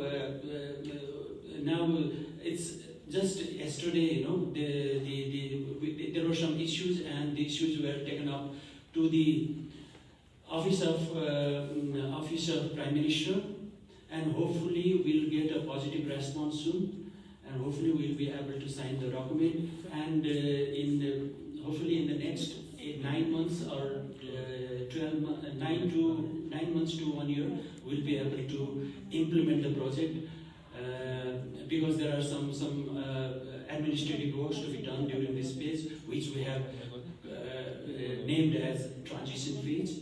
So in that transition phase, there will be, the licenses, industrial licenses, and the power purchase agreement has to be made.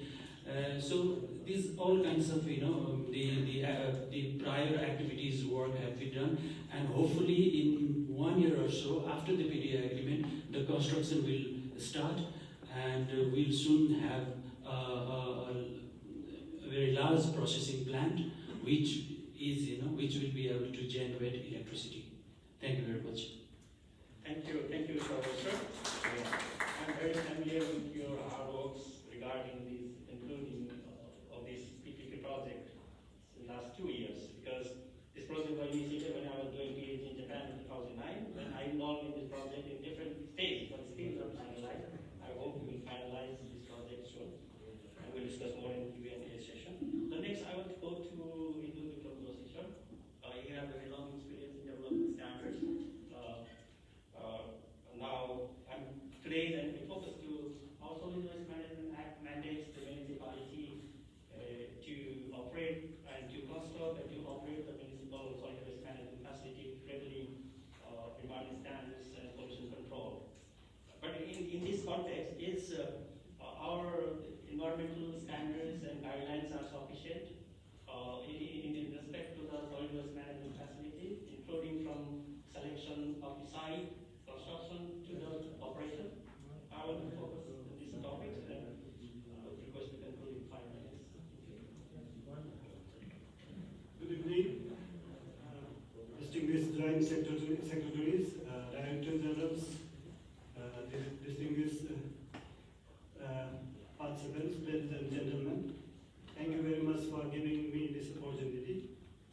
The standards, I've been involving in this standard development for many years. Before I came to this department, I was in Department of Standards and Metrology for a long time, and I've been working in SARC Standard Organization in Dhaka. Now, in case of this environment standards, we have developed industrial pollutant standards, especially effluent and emissions. But we haven't started yet regarding standards regarding solid waste management, which we are planning to start very soon. We need to develop a lot of standards in the different segments of the solid waste management, from collection to the sanitary development of sanitary landfill sites, including the processes of collection, transformation sites, and even we need to develop the standards regarding safety to the people who work on it. Currently, Department of Environment is developing drafting an action plan for plastic management. This will be, in our opinion, this will be very instrumental to manage the plastic waste. As previous speakers and the Director General also has said that the source segregation is very important. We also believe that source segregation is very important, and if we do not segregate the source, then it will be radio waste, and if we segregate only, then it will become resource. And another point, what I would like to mention here is regarding single-use plastic bags. This 40 microns, less than 40 microns plastic bags also have been prohibited in our country by this budget ordinance, and this includes production, use, and import of plastic bags, single-use plastic bags. So these two activities which we are currently doing will contribute to manage the solid waste significantly. So this, the one is the mandatory, the technical regulation, which we say 40 micron plastic bag control. This is at the moment in the PMO, Prime Minister's office, for the approval by the cabinet, that action plan. And another is at the drafting stage, and we will bring the first draft very soon for the feedbacks from the experts. And that includes many principles, including circular economy, extended producers' responsibility, polluters pay principle. But still we like if market works itself without the intervention from the government. But unfortunately, it doesn't seem that it will work, it is that much feasible. So our intervention is very necessary, and we may need to bring the technical regulations on that as well. And regarding the sanitary landfill sites design and guidelines, we are going to constitute technical committee very soon. I'm happy to share that we have discussed preliminary discussion with Dr. Pathak also in this regard. And in this year we'll start, but it may take a year or years to complete the work. Standard development is not that easy, especially this type of activities, as the 753 municipalities need may be different, and their topography, geology, climate, volume of the waste, and their practices and causes may be different. So we have to address all these things, and we have to develop consensus. And for reaching consensus, we have to have a lot of discussion with all stakeholders and all interests of all stakeholders we have to address, and we have to develop consensus. So it will take time, and we are very committed. The government of Nepal is very committed to develop the standards, and this is a multi-stakeholders work. So we hope that from other stakeholders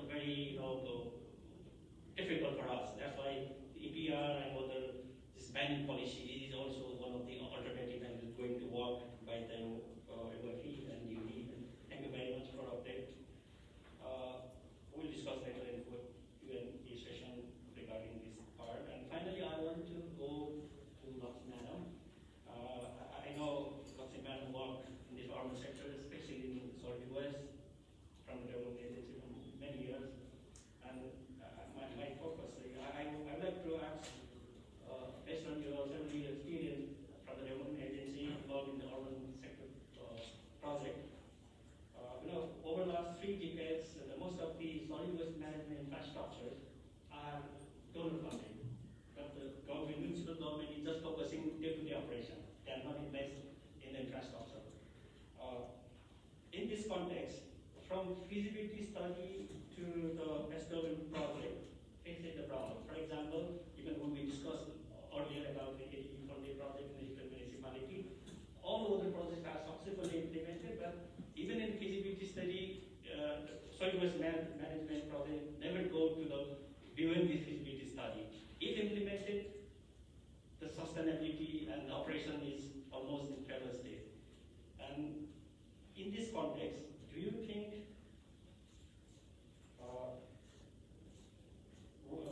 was it overlooked at the overall picture of the capacity of the recipient during the feasibility study from the development agency? If based on your long experience in this field, how do you perceive these problems, and what could be the way forward for the integrated sustainable solutions for the municipality? Thank you, Parthaji. You have given a very deep questions.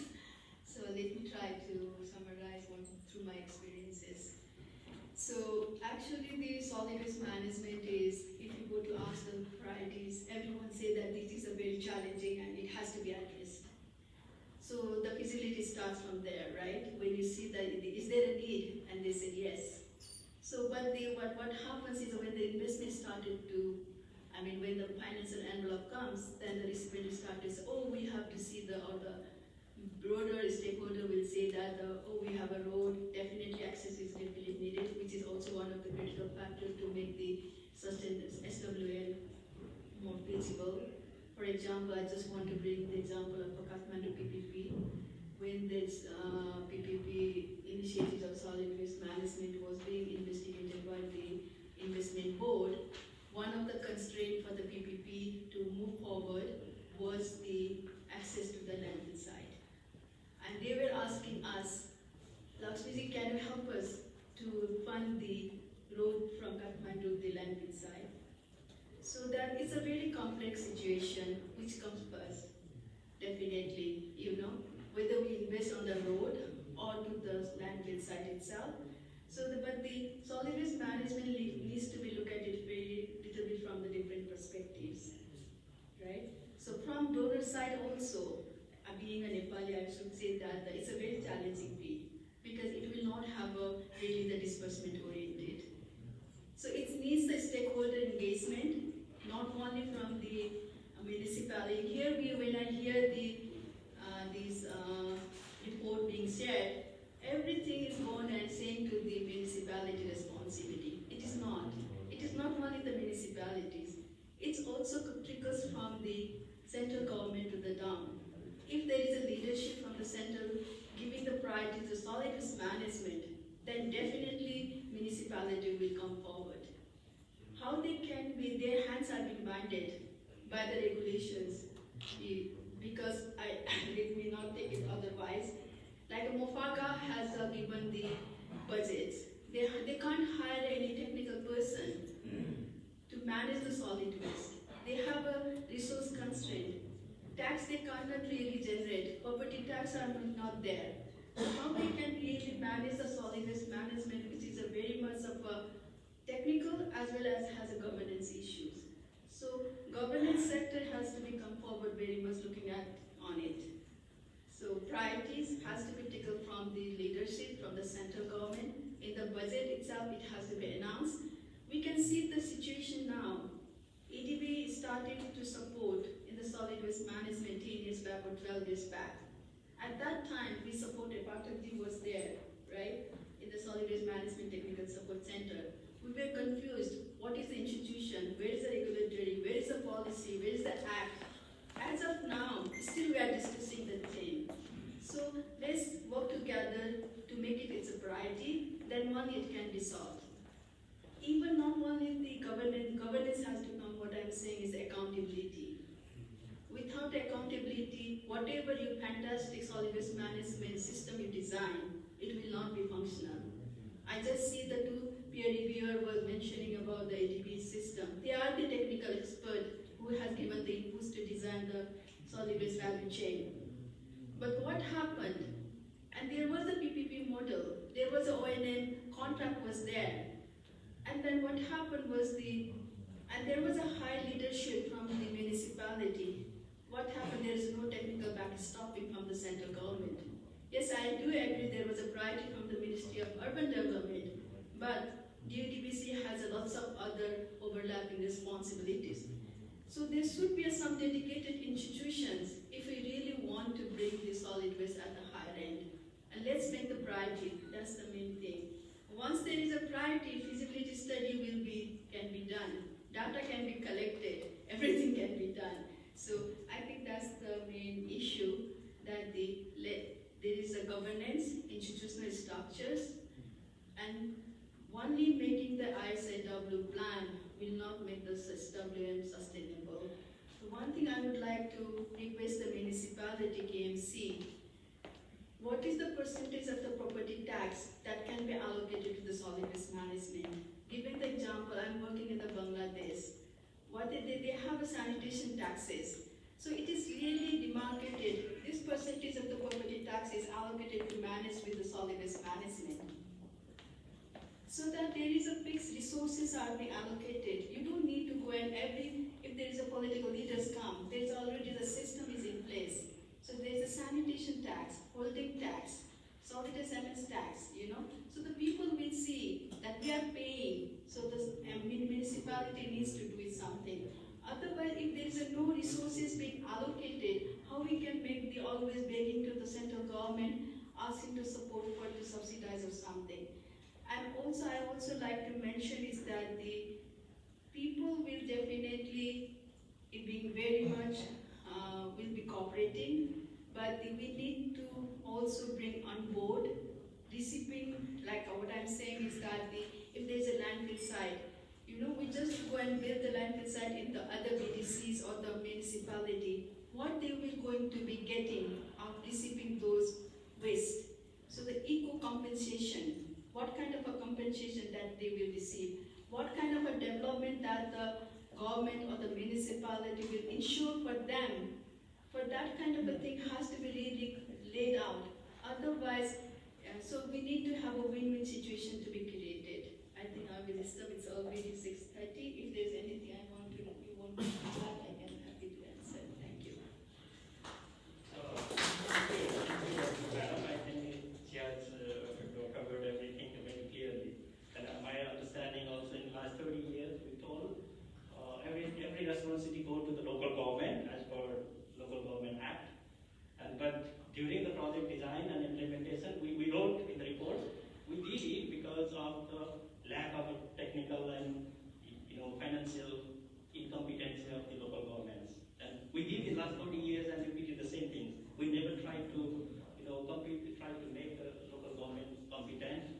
And finally, right now, all these solid waste management responsibility shifted to the local government, and they are very hard to struggle to do it. That's why the local, central government have to be a good guardian, and local government have to be very competent to do it. We want to be sustainable solid waste management. Thank you, madam. If I may, I have a quick suggestion for the report. Is that would be okay or so? Yeah. So can I? Yeah, very brief. I think maybe you can go So ahead. actually, the report Yeah. itself has a lots of consolidation of data and the things, right? Most of them, I think, we are very welcome to have a write-up. I will send you. So, Yeah. So, and for few words, welcome. I think for 1 minute, so I wanted to, we can use this time as well. So Thank you. basically what I'm saying that in the reports, if there will be a executive summary, that will be fantastic. As of now, there is no executive summary.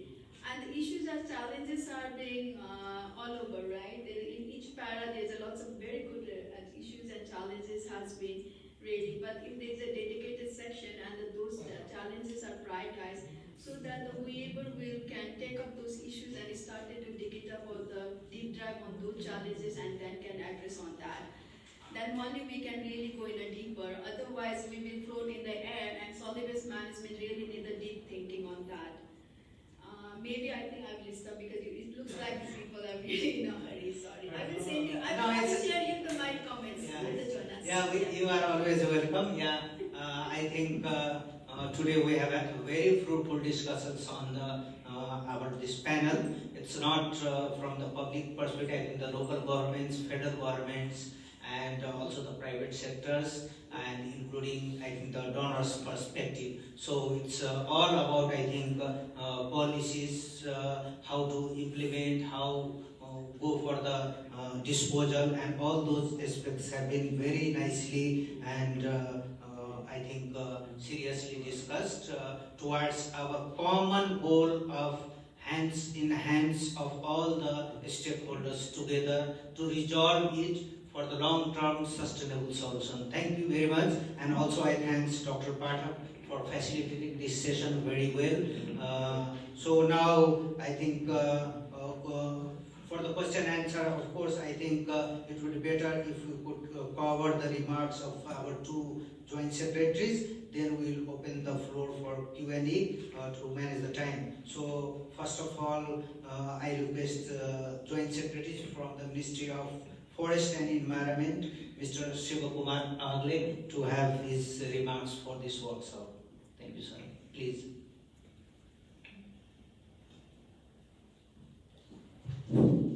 Thank you and good evening.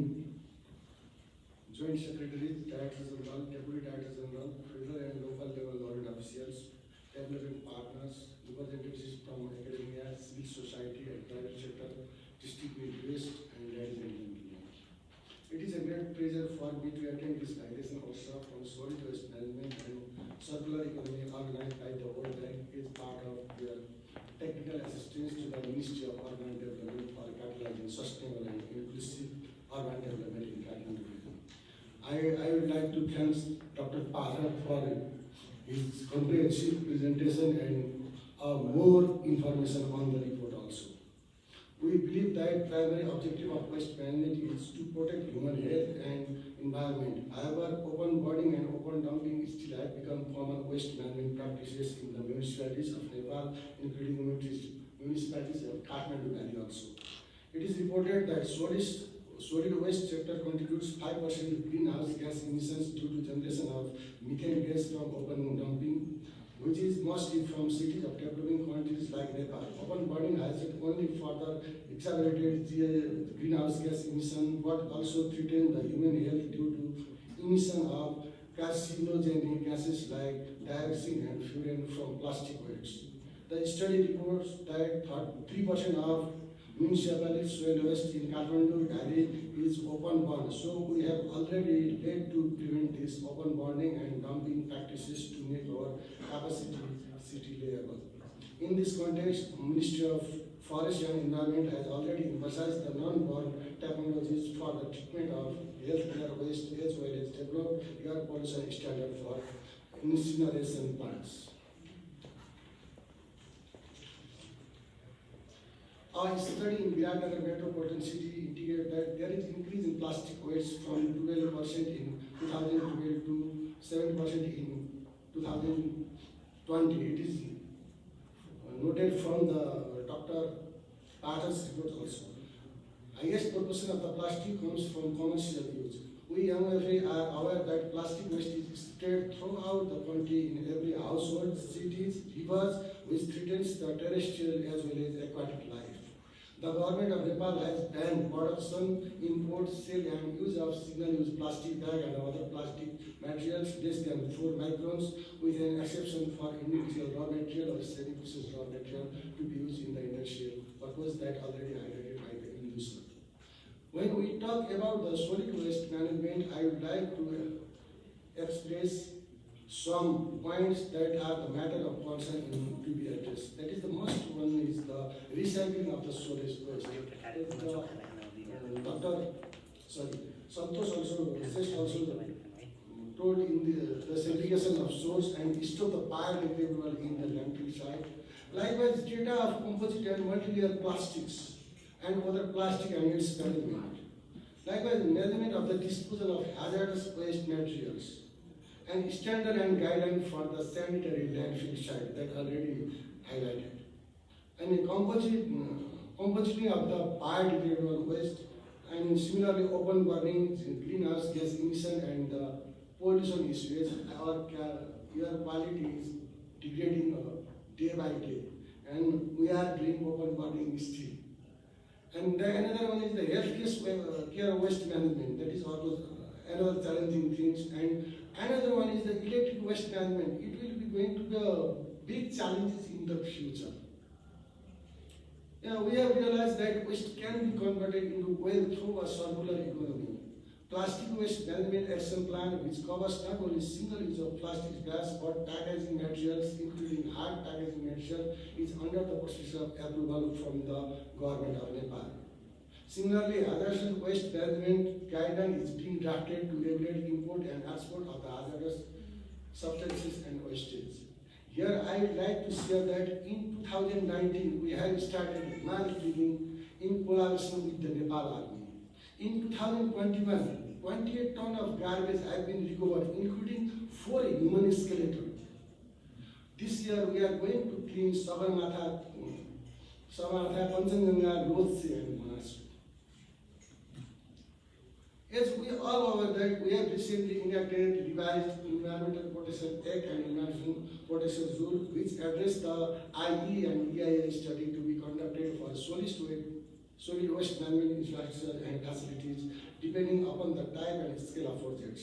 However, we realize the essential and sector-specific environmental standard under the Environmental Protection Act and Environmental Protection Rule needed to be formulated for solid waste management. It is noted that the standards should be in place from site selection to operation of the solid waste management infrastructure and facilities, as Dr. Patel asked in the panel discussion, including waste management, including waste treatment plant and landfill site for the efficient and environmentally friendly solid waste management system in municipalities of the Nepal. In this context, Ministry of Forest and Environment will provide technical guidance for the solid waste management infrastructure and facilities and the buffer zone around it. In addition to technical guidance, we have also realized that there is a need to formulate occupational health and safety guidelines which can be adopted by the local governments to provide better working conditions to the waste workers. We assure that we are visually formulating sectoral guidelines and standards as well as regularly updating guidelines and standards to ensure the protection of human health and environment. Moreover, we will extend the area of scope including solid waste management technologies and facilities for the compliance check and monitoring role as the Department of Environment within the MOD monitor the level of environmental pollution against the measure provided in the approved IEEIA report for the limited project only. At the end, we wish to work closely with all stakeholders to develop environment-friendly, sustainable solid waste management system jointly. Thank you. Namaste. Thank you very much, Joint Secretary Mr. Siva Wale sir, for your highlighting about the open dumping challenges that leads to the greenhouse gases emissions. And of course, he talked about Environmental Protection Act and the environmental protection rules that is very necessity for the solid waste management sector. So that is the one aspect, and another aspects highlighted the different kinds of, I think, the waste, plastic, like health hazards waste, and e-waste, that is the more challenging parts he just mentioned about. Thank you very much. And also he mentioned about occupational health safety guidelines. So a lot of guidelines and they are under preparation. So I think hopefully in the coming days, working hand in hand, that was also his emphasis that all should come forward to have a good environmental based solution for the solid waste. Thank you very much, Wale sir, once again. Now I request our Joint Secretary from the Ministry of Federal Affairs and General Administration, Mr. Vishnu Datta Gautam, to have his valuable remarks for this workshop. Please, sir. Thank you very much, Manojji. All the delegates from the government of Nepal and from the local governments and private sectors and the development partner agencies. It gives me a pleasure to be here this evening to give a few remarks at this validation workshop on solid waste management and circular economy, organized by the World Bank as the part of their technical assistance to the government of Nepal. It is good to know that among the several urban infrastructure and service sectors, solid waste management is one of the key sectors, has been considered in this study since it is an essential service to make any city livable. However, solid waste management has become one of the major challenges for municipalities of Nepal, including Kathmandu Valley, have been facing due to haphazard urbanization and fast-growing population.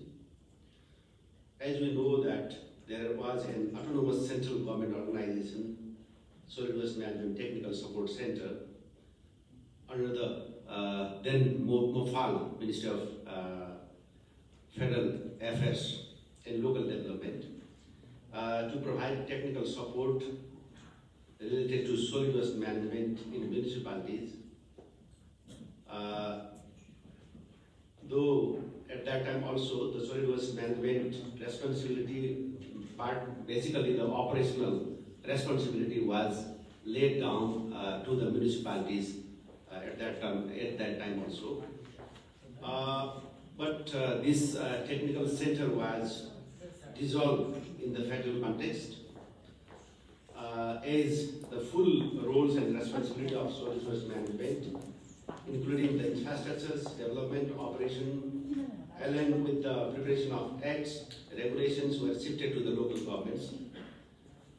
Over the last few years, we have noticed that it has become difficult to bear the constitutional responsibility by local governments in this transitional stage due to the lack of technical capacity, institutional arrangement, and knowledge in sustainable integrated solid waste management. Many municipalities do not have a fully functional solid waste management section or units with the dedicated staffs to fulfill the legal responsibilities right now.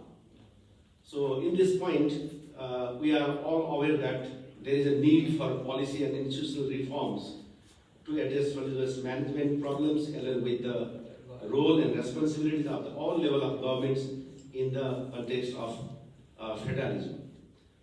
So as a line ministry, that means as for the government business regulations, the solid waste management is the responsibility of MOFAGA right now.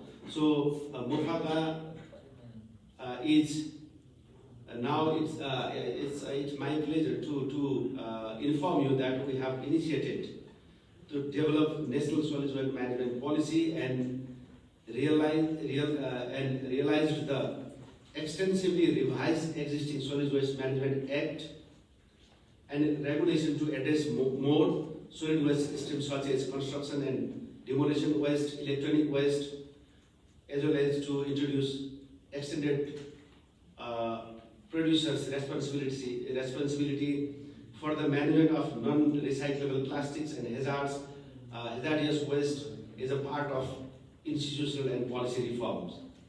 The work on revision of policy and act is ongoing, and with the support of the World Bank through technical assistance, the budget support, we hope we'll be able to have new solid waste management policy very soon, and the formulation of act in solid waste management is also just we started right now.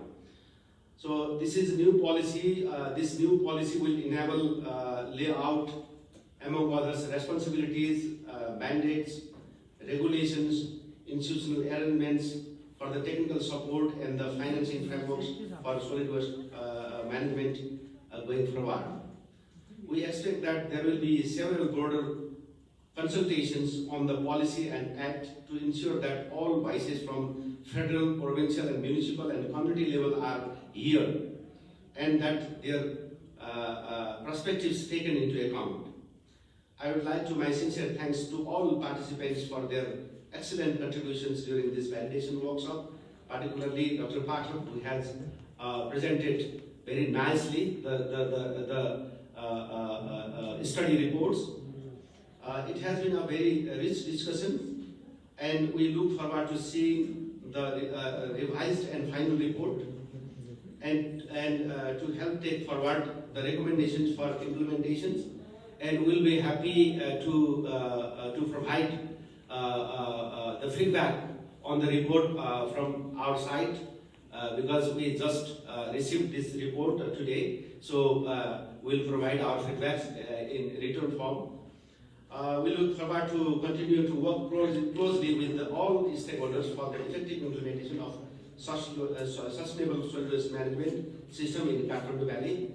So thank you very much.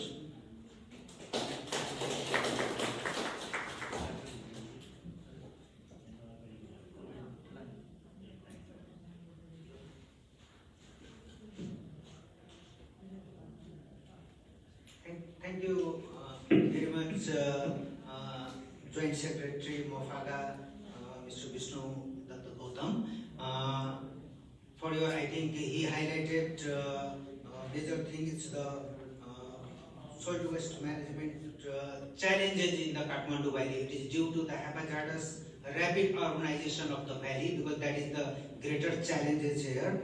And during his remarks, he also mentioned about the lack of the technical capability of the local government, though the constitution has provided them the rights to manage the things.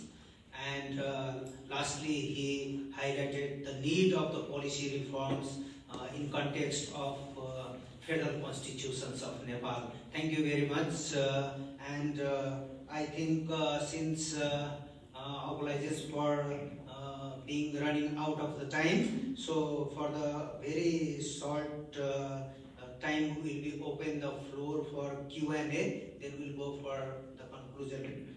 So I think it's now open for floor, so please, I think one hand coming up from the ladies, so please.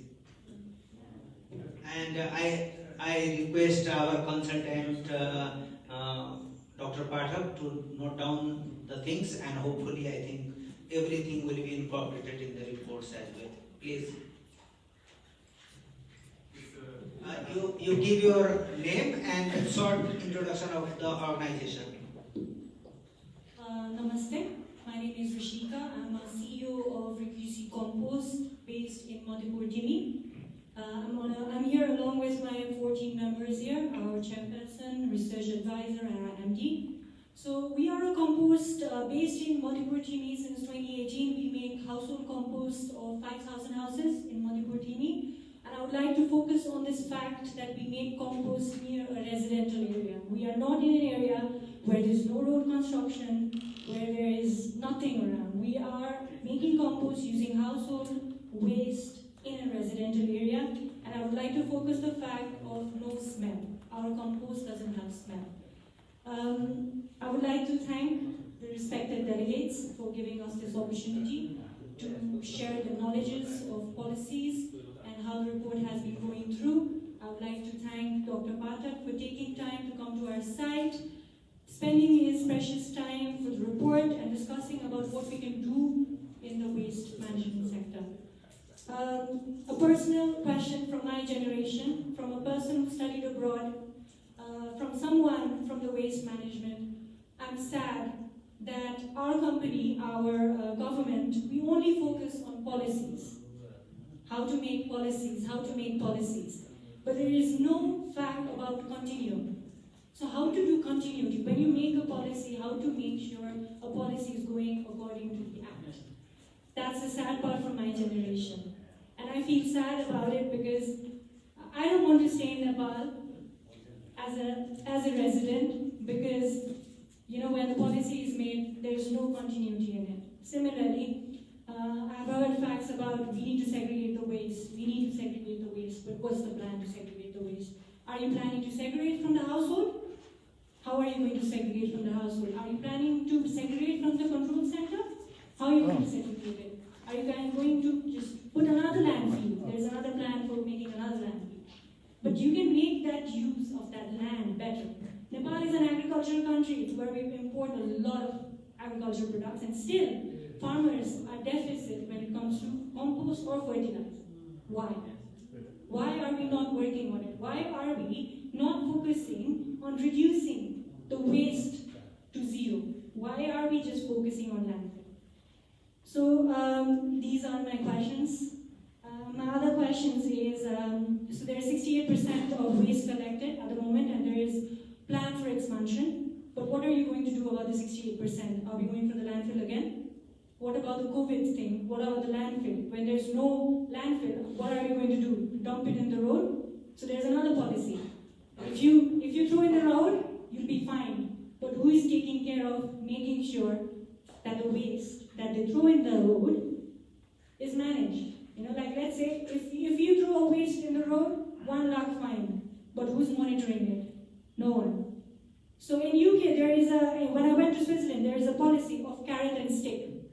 So the carrot is, if I have a neighbor who throws the waste, I'll be given a carrot. So if I complain, that person is actually throwing the waste. So I'll be given the money for it, monitoring. So the stick one is the fine.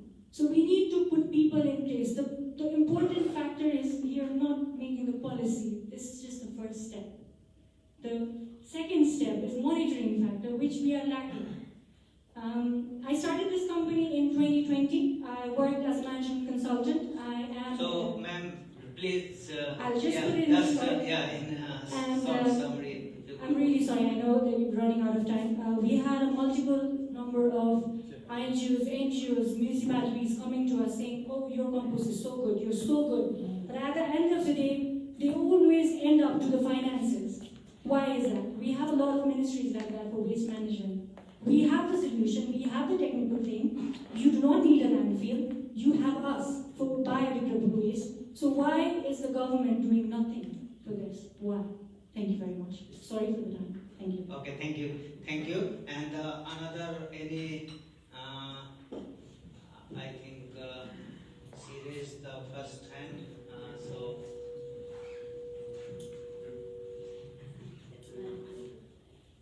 And we will be all noting down these questions, and of course your suggestions, queries, and all those things will be coming through. I think the final remarks to some extent Jonas will be covering up, and of course I think everything will be incorporated into the final version.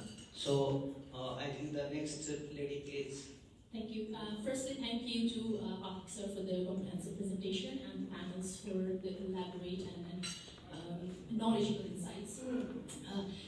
I am from UNTB Accessor Lab, Purnima Vajracharya. I work as head of exploration. And in 2021, what we've been doing is we have been looking into how we can transform, especially non-recyclable plastics, into something that could be that could come under circular economy, and that could help us generate some kind of resources or some kind of fuel. So what we have been doing is we have partnered with a few of the private companies as well as non-governmental organizations such as Green Rules Waste Management Private Limited to test how we can convert plastics, non-recyclable ones, into bricks. Similarly, we have worked with Agri Ventures and see whether we can use non-recyclable plastics as a refuse-derived fuel in cement factories. And also we have been testing and exploring the potential of non-recyclable plastics that can be mixed with papers and can be converted into briquettes, and if there is a possibility of using it as fuel. So I'm very much happy to know from Indu sir that sir that there is a specific action plan that is upcoming, and I would love to hear when actually this plan is going to be published, so that will help us guide further on how we can move ahead. And also, what we have faced, the challenges during this exploration and testing of non-recyclable plastics into resources and fuel. One is that we found that few of the non-recyclable plastics that can go in construction is particularly related to construction industries or the Department of Roads, right? Especially when we were trying to look into the possibility of plastics into roads, it was under the Department of Road. We went to talk with them and we found that there was no specific guidelines And similarly is the case with the fuel, because waste enterprises lies under the Department of Industry, right? So there are lots of ministries that needs to come together to have a better consortium so that we can link it within these action plans that you are talking about. So I very much want to know whether these ministries, apart from like obvious ones such as Department of Roads and Ministry of Industry, have you been having discussions with other ministries while you are preparing these action plans, and how you are actually engaging them so that we can have actually not a separate action plan on different plastics, but also a combined ones that can have better impact in the future. That is one question. And another one is related to guidelines. We always struggle on governmental guidelines, right? For example, while we were exploring and testing these options, we did not have any guidelines at all. So we were trying to see whether these concepts work or not. So right now we have tested, but since we don't have any guidelines, we cannot scale it up in any of the municipalities currently. So I'd love to hear, like, is there a positive appetite from the Department of Environment to work on these guidelines further, and how would you be willing to collaborate further with other development partners who have been working in this spectrum? Thank you. Thank you. And I think someone will be online also. So before, I think Jonas, he's looking after the online who is over there. So please just see if anyone is raising the hand. And by that time, I request from that table, I think, please have your questions or remarks, suggestions. Namaste. I'm Pankaj Pandya from Logo Recyclers. We are in recycling business, segregation and collection since 2017. So my question in straightforward, like without taking time. Recycling is a very capital intensive business. And here we have seen the voice, and we have seen the voice of like end destination for the recycling inside our country. But we need the private company, what we feel that this investment need to be financed by some governments or some donor agencies, because in the private company, the return ROI for these recycling sectors are in very long term, and private company can't finance these kinds of recycling sectors. There is no lack of technology around the world. Simply we have to import the technology to set up a recycling setup in our country. So this is the question to every stakeholders, like who is going to support for financing? Is it a public-private partnership, or it's a government, or it's a donor agency for making at least starting some sorts of recycling in e-waste or in the plastic recycling, as sir said, like tire recycling and so different kinds. And the one major thing, like there are lots of things that can be recycled, but it has a negative value in the primary stage. So for that, how government is trying to make a policy so that the extended producer responsibility that we are talking about, so that the producers are accountability for what they produce, to recycle them in-house or to contribute in recycling. Yeah, that's my question. Thank you. Okay, thank you. So I think looking at the time, we'll be taking 2 questions from the floor. And just for the kind information, I mean, who they are connecting through online, your chat will be answered by our tutorial. And if anyone who has questions through, I think, coming to the floor on online, please raise your hand. So the 2 questions in the meantime we want to, okay, please.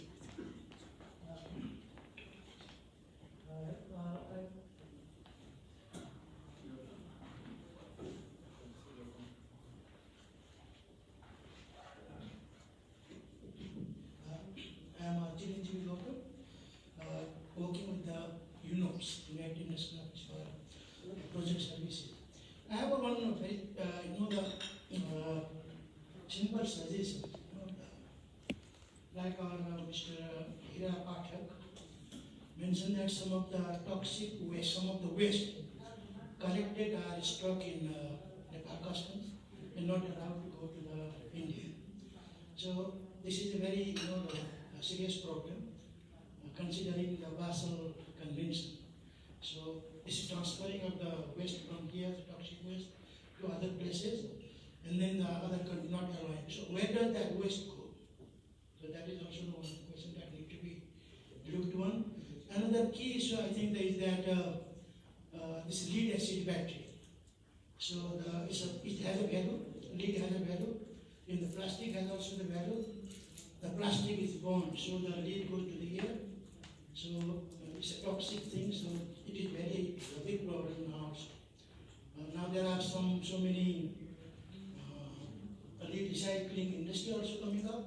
So the collection of the lead acid battery in a systemic way, that needs to also be looked upon. Another is, recently I saw one interesting thing, the recently patented in India, the integrated treatment of sewage and organic waste. So that technology, that decentralized way that can treat both the sewage and the biodegradable waste, that generates the biogas and also the biomaterial, and some of the wastewater can also be used. So demonstration of such technologies that have recently been developed need to be prioritized so that the major focus of the organic waste does not go to the landfill side. Thank you. Thank you. So the last questions I think or suggestions from please. Good evening everyone. I'm Samit Sikela. I'm an environment engineer by profession, and I work with my organization called Green Digital Labs and Research, and we work mostly for sustainable urban living. I have a few experience with working with local government in terms of building infrastructure of land sites, and there are a few questions that I want to raise in this floor for anyone who's concerned. How municipalities work is they do have a certain budget to get a study team on board and do a design of landfill site. But the problem is the people that they get in touch with first also are not capacitated. By that I mean the engineers that get in contact with the local government are also not very knowledgeable about building landfill sites, and rightly so, because engineering is something that is developed by practice, and since there are no landfill sites to be working on for engineers, it is difficult for them to have practical knowledge on building landfill sites. I think this is a major part of stakeholder that we're missing in all of these conversations.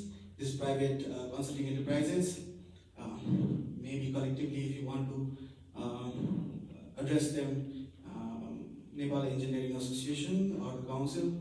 So probably this is also a stakeholder that we should be bringing on board when we are talking about capacitating local governments.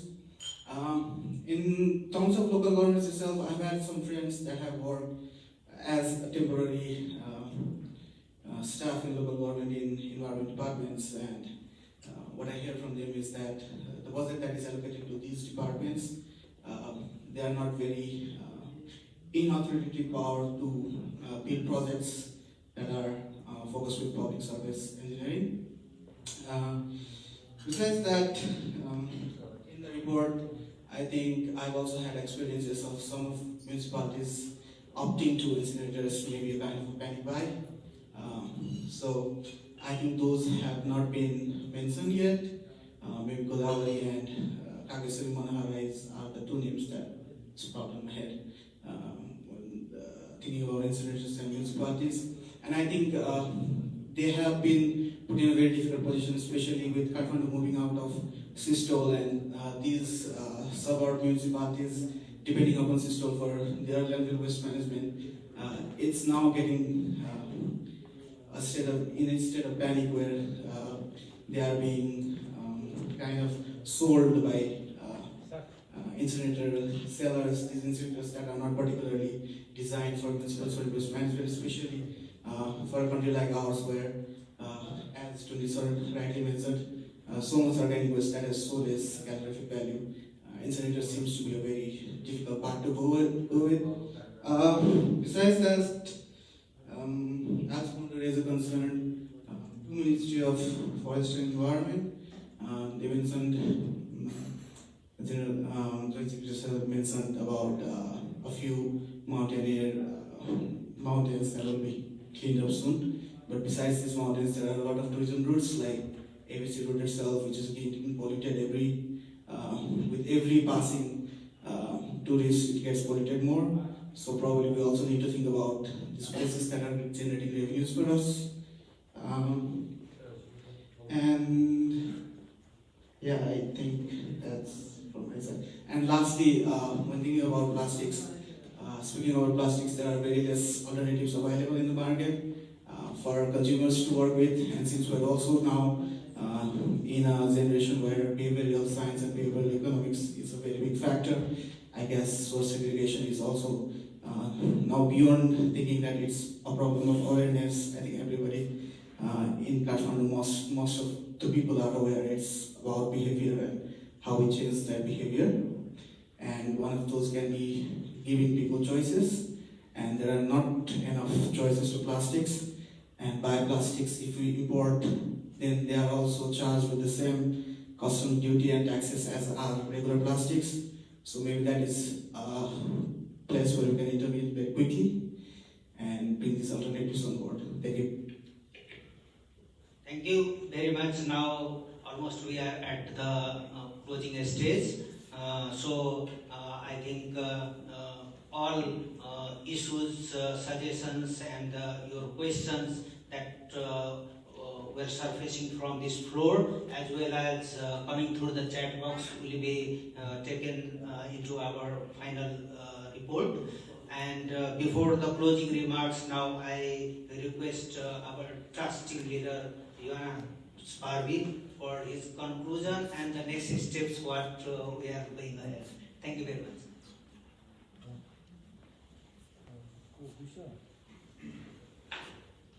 Thank you very much, Manoj. And just to say, one reaction for me is definitely I'm also very encouraged by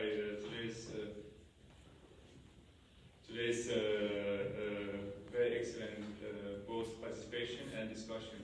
I mean, on the one hand, I sense very much the frustration and let's say some fatigue in terms of dealing with an issue that, of course, Nepal is not at all the only country dealing with a very complicated issue.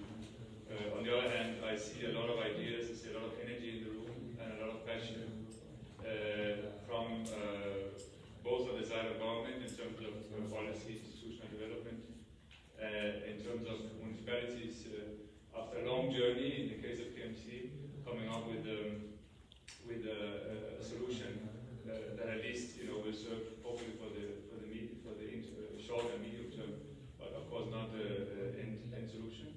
And lastly, of course, all the voices we heard, not least also from our younger members in the audience, showing how this is also something that we're concerned for the future generations, because of course they will be dealing even more with this issue when they, let's say, are in the positions of some of us who are, and some of in the room who are a bit more senior.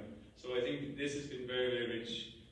Before I give closing, I'm just going to raise one issue that came from the chat. There was only one issue I think that hasn't been addressed, and that is it's not so much for Kathmandu Valley, but let's say outside the economies of scale. So obviously solutions, in Nepal we have, most cities are between 50 to 100,000 people, and even that is, a lot of them are much smaller than that, municipalities, the current ones. So, of course, I mean, outside of Pokhara and a few of the large cities in Chennai. So in that sense, we need to look at, of course, provincial aspects as well, because provinces may play a role as well, or you have inter-municipal collaboration to actually have scale of economies. And that is, of course, the case in Kathmandu Valley with 9 municipalities in the phase 1 and exceeding 2 others. So that was a point from the chair, I think the only one that hasn't been addressed. Now, I know it's getting quite late and we're all quite hungry, I think, at this stage. We started late, but I think the richness of this discussion has deserved, and the fact that there are still many colleagues in the hall is testimony to the fact that this is a very critical issue for the country. And for us as a development partner, we are very honored to walk the road along with all the stakeholders to try to seek solutions on this particular issue, and with our colleagues from ADB and other development partners who have been speaking today, UN and others. So I'm not going to try to summarize all the different points because it's been very rich and very complex. We've gone from issues around data and sort of community level engagement to policy level issues, different types of waste, different types of institutions that need to be either strengthened or set in place, financing and enforcement. I think was very clearly raised that we can continue to develop policies, but at the end of the day, enforcement of such policies, of course, is also critical. Behavior change and mindset. So how do we support that the next generation growing up, and as we heard here, have a stronger, let's say, concern even in their day-to-day life in terms of how to manage waste. So I think that you will have after the workshop, we'll be circulating a workshop report trying to capture all the discussions of today. You will find outside the door or at the exit the PowerPoint presentation that Sukataji is now holding. So you will have a chance to go home and analyze and study the aspects in detail. I would like to take up one point which was made by one colleague around alternatives to plastics and the risk conversations we have around plastic as one particular concern, given its let's say long time it takes to degrade in nature and given its polluting effects in waterways and other aspects. So in fact, we are working with the Ministry of Forestry and Environment as well as other government stakeholders and eventually also the private sector. It's still conceptual phase to do some technical assistance support to work around alternatives to plastics. So we're trying to link certain products that are in the market that, of course, scalability is a challenge because it's hard to produce to fill the demand of the whole Kathmandu Valley of 4 million people. But the thinking that you outlined in your comments is actually being taken forward. So we hope we would, of course, in that context, love to reach out to all the producers, all the activists and the companies that are in the market so that whatever support is provided can be generating new results. So that is just one point. And then I think the other aspects I will not try to summarize because you really, as I said, captured so many dimensions. And I think the work is cut out now for Dr. Patak, our team, to work through the things in terms of revising the report. In terms of next steps, we are going to finalize the report in the next 8 to 10 weeks, hopefully. And as I mentioned at the beginning, this is part of a larger piece. We're trying to look at 4 different dimensions: solid waste, finances, and fiscal dimensions, which is more municipal finance and infrastructure finance. So also very much linked to the solid waste as well, but a separate report. We have the cultural heritage, the tourism economy, which is also about how do you, let's say, expand the job opportunities in the valley and expand the products that are there. And we have the economic geography. So all those are going to be covered, as I mentioned, before Christmas, and then we'll have the workshop in early next year. And that would be basically the launch of the final study. So we'll be hoping to have a dialogue with you. I think Dr. Patak now has even more experts to consult with as he finalizes this report, because we've had so many ideas, and apologies to those who raised questions that we could not allow even also panelists to respond. So we'll have to, because of the time, we'll have to cut that a little bit short. Sorry for that. So those are the next steps. And lastly, if you allow me, I want to give Thierry, can you, if you're still online, can you give notice? Thierry Martin? Yes. So Thierry Martin is a World Bank solid waste management specialist with more than 30 years of experience in the sector, has worked across many countries. He and I have worked together in Karachi, where the bank is financing a large-scale intervention in the solid waste sector. A city of 20 million people, so you can imagine the scale of the problem is, if not 6-7 times larger than here. It's very, very substantial. He's also has also worked in other regions and in India. So I wanted to just give a little bit of a fresh breath of air in terms of after having listened to all these debates and discussions within Nepal, give him just 3 minutes, if you allow me, I know you're hungry, to give a little bit of impression and reflection. And then after that, we'll go to the formal closing from the Joint Secretary General. Okay? So, Thierry, over to you.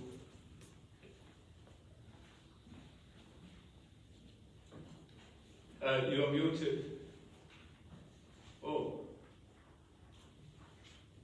Okay, I hope we don't have technical issues. He was just online before. Oh. Can you unmute? Please put him on mute.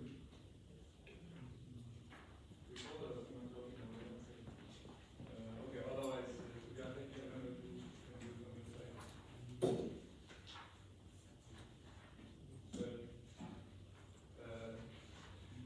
So sorry, Thierry, it seems there's no audio from your side. I'm asking the technicians to deal with it, but in the meantime, just to say that.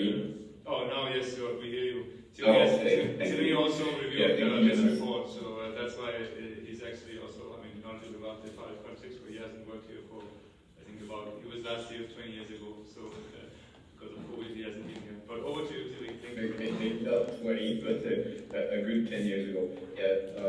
Thank you, Jonas. First of all, I want to commend you and Dr. Pathak for the work you've done. It's been a real effort aggregating all the data and getting everybody together on this. So thank you. On the discussions, I totally agree with the conclusion. And to give some perspective, yes, the sector ratios in Nepal and specifically in Kathmandu are lower than regional ratios. So performance is low, and there is a need for, let's say, intervention, no question there. It's not impossible. We're doing it in the region, like said, in Karachi at a much larger scale. So if we can do it in Karachi, I'm confident we can do it in Kathmandu. On the various topics, very briefly, I don't want to keep you too long, but I think we've seen that technology is not going to be the solution, or at least not in the short term. So let's not focus too much on technology. I think Nepal can leverage other assets, and I think one great asset that was mentioned is the social capital. You have so many people willing and able to work, already working in the sector actually. So instead of spending more on technology, on, let's say, large PPPs, could we look also at maximizing social returns? Meaning that, this is fully consistent with what was discussed.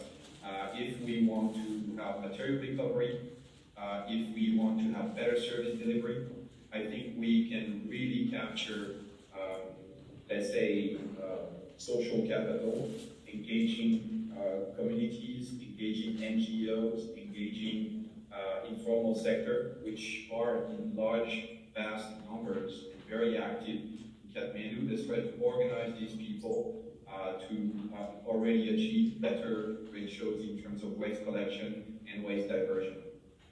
And I think this can be done without too much extra spending or additional spending. This can be done without importing technology. This can be done by organizing the sector, and there I think we need a strong governance of the sector. And I totally agree with you on the need for a strong organizational and governance structure. It is the key.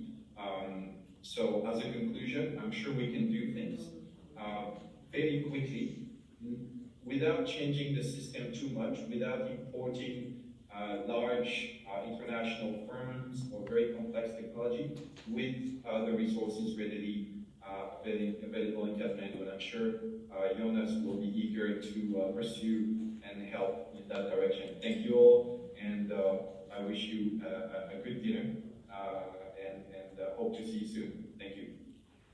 Thank you, Thierry, who is dialing in from France, where he's based. So I think these are excellent perspectives, and also, I think it gives us also some impetus, because we know that the 13 years of negotiation and the long process, the land, the social, and so on, but there are things we can do. We do have, as he said, basically a workforce of 20 to 30,000 people that are employed on a daily basis, operating, and so being able to consolidate maybe some of those firms, the way they organize, structure, and so on, which is obviously complex, each has their own income source, but that could be already one of the quick wins. So without further ado, I think we would like to move to the closing remarks. So I would like to hand over to Joint Secretary Damdar, please, for his, and then thank everyone once again for your active participation, and wishing you a pleasant, enjoyable evening and a good dinner. Thank you.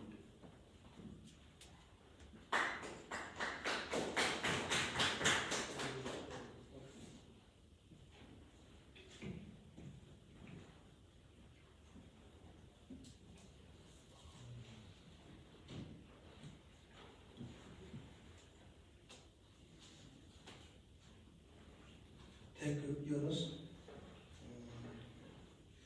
Good evening to everyone. Joint secretaries, federal and local level government officials, development partners, representatives from academia, civil society, private sector, distinguished guests, ladies and gentlemen, participating physically as well as virtually. Thank you for providing me the opportunity to put few words as a closing remarks in this validation workshop organized by the World Bank as part of their technical assistance to the Ministry of Urban Development for catalyzing sustainable and inclusive urban development in Kathmandu Valley. The effective solid waste management is a pertinent issue in urbanizing country like Nepal. Although the federal government have promulgated Solid Waste Management Act 2011 and its regulation 2014, on which the full responsibility for collection, transportation, and final processing of solid waste and units operation, including management of land and construction of related infrastructure, are put on the shoulder of local government. After the federalization set up in the country, Local Government Operation Act 2017 has also enacted, giving the solid waste management duty under local level. It is always being assumed as a burden by local government for collecting, transporting, and mainly on disposal of solid waste due to the disturbance of local people, blaming the government for creating foul and contaminated environment. The solid waste management of Kathmandu Valley has been the major burden for all the municipalities as well as concerned authorities and the citizens living within Valley. Kathmandu Valley is the main urban center of Nepal and the country's largest economic hub, which generates around 12,062 tons per day municipal solid waste, which is more than 25% total municipal solid waste generated in Nepal. The unplanned and haphazard urbanization under uncontrolled migration of population in the valley have increased waste production significantly, which has intensified environmental pressures, including unsafe waste handling and disposal practices in Kathmandu Valley. Though it is the responsibility of municipalities to manage the land and developing the necessary infrastructure, they did not possess technical capabilities to construct the landfill site in the critical time frame.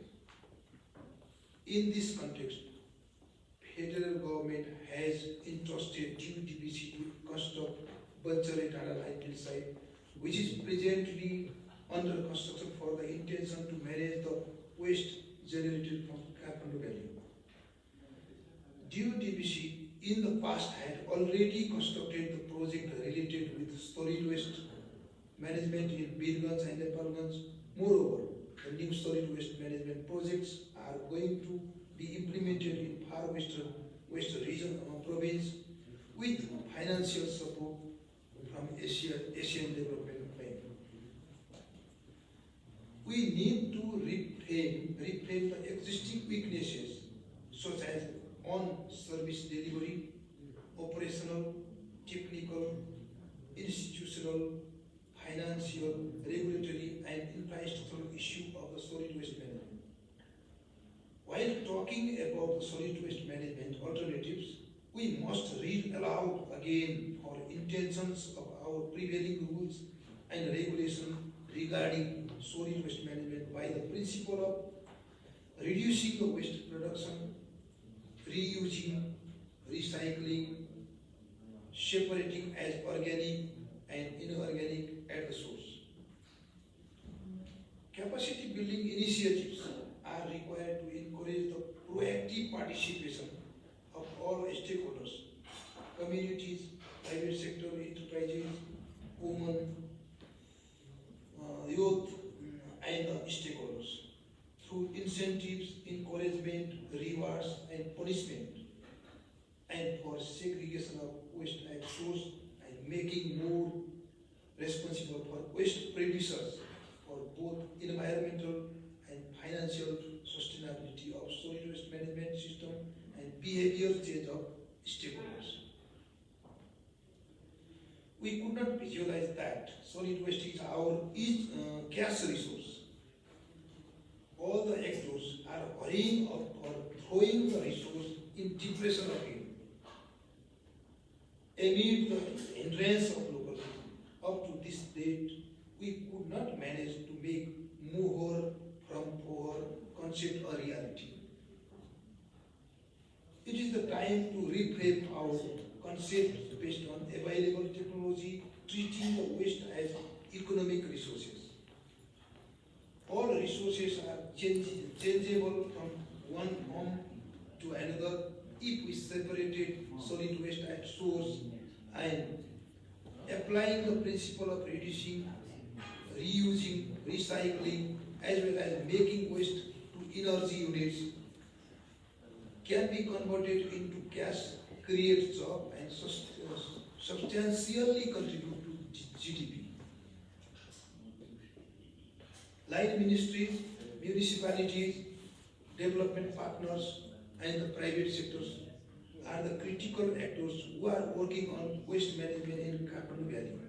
It is therefore a great pleasure for receiving their views from many actors gathered here today. This workshop is a platform to bring together varied expertise and experiences of all stakeholders involved in the sector of solid waste management to a common ground.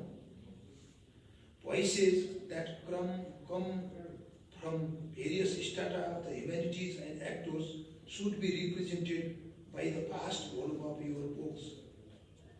Your deep knowledge and wisdom need to be reflected in drafting future policy. In this context, I would like to request World Bank and the consultant team to incorporate all practicable, valid, valuable suggestions and critical feedbacks arising from today's workshop to make this study report a crucial document for effective intervention in the future. I would like to assure the Ministry of Urban Development in its jurisdiction will consider all the recommendations made during today's session and will work closely with our stakeholders to see how best these can be implemented jointly.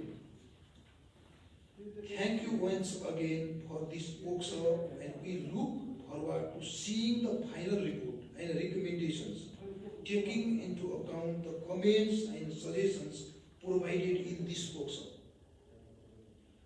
Thank you very much, and I have finished. I declare this meeting closed. Thank you.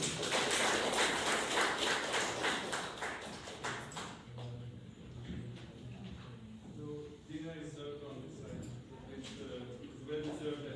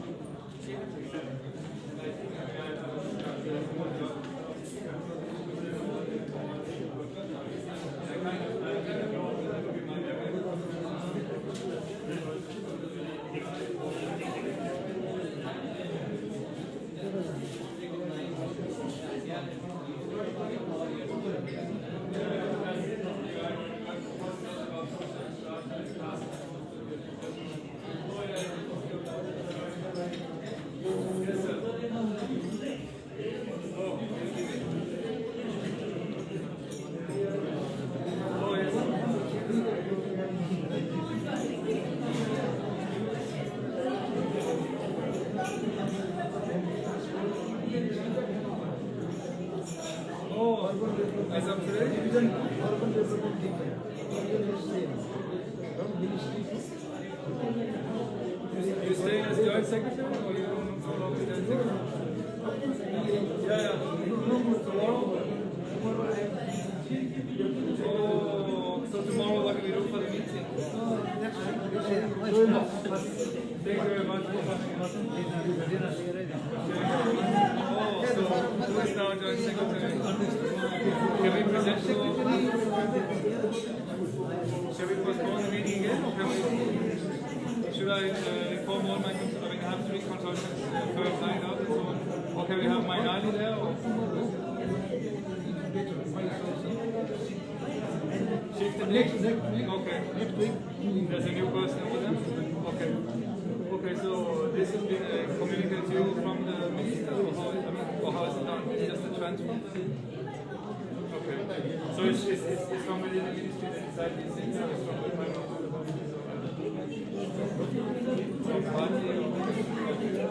Oh, okay, this time, okay. Because there's so too many conditions.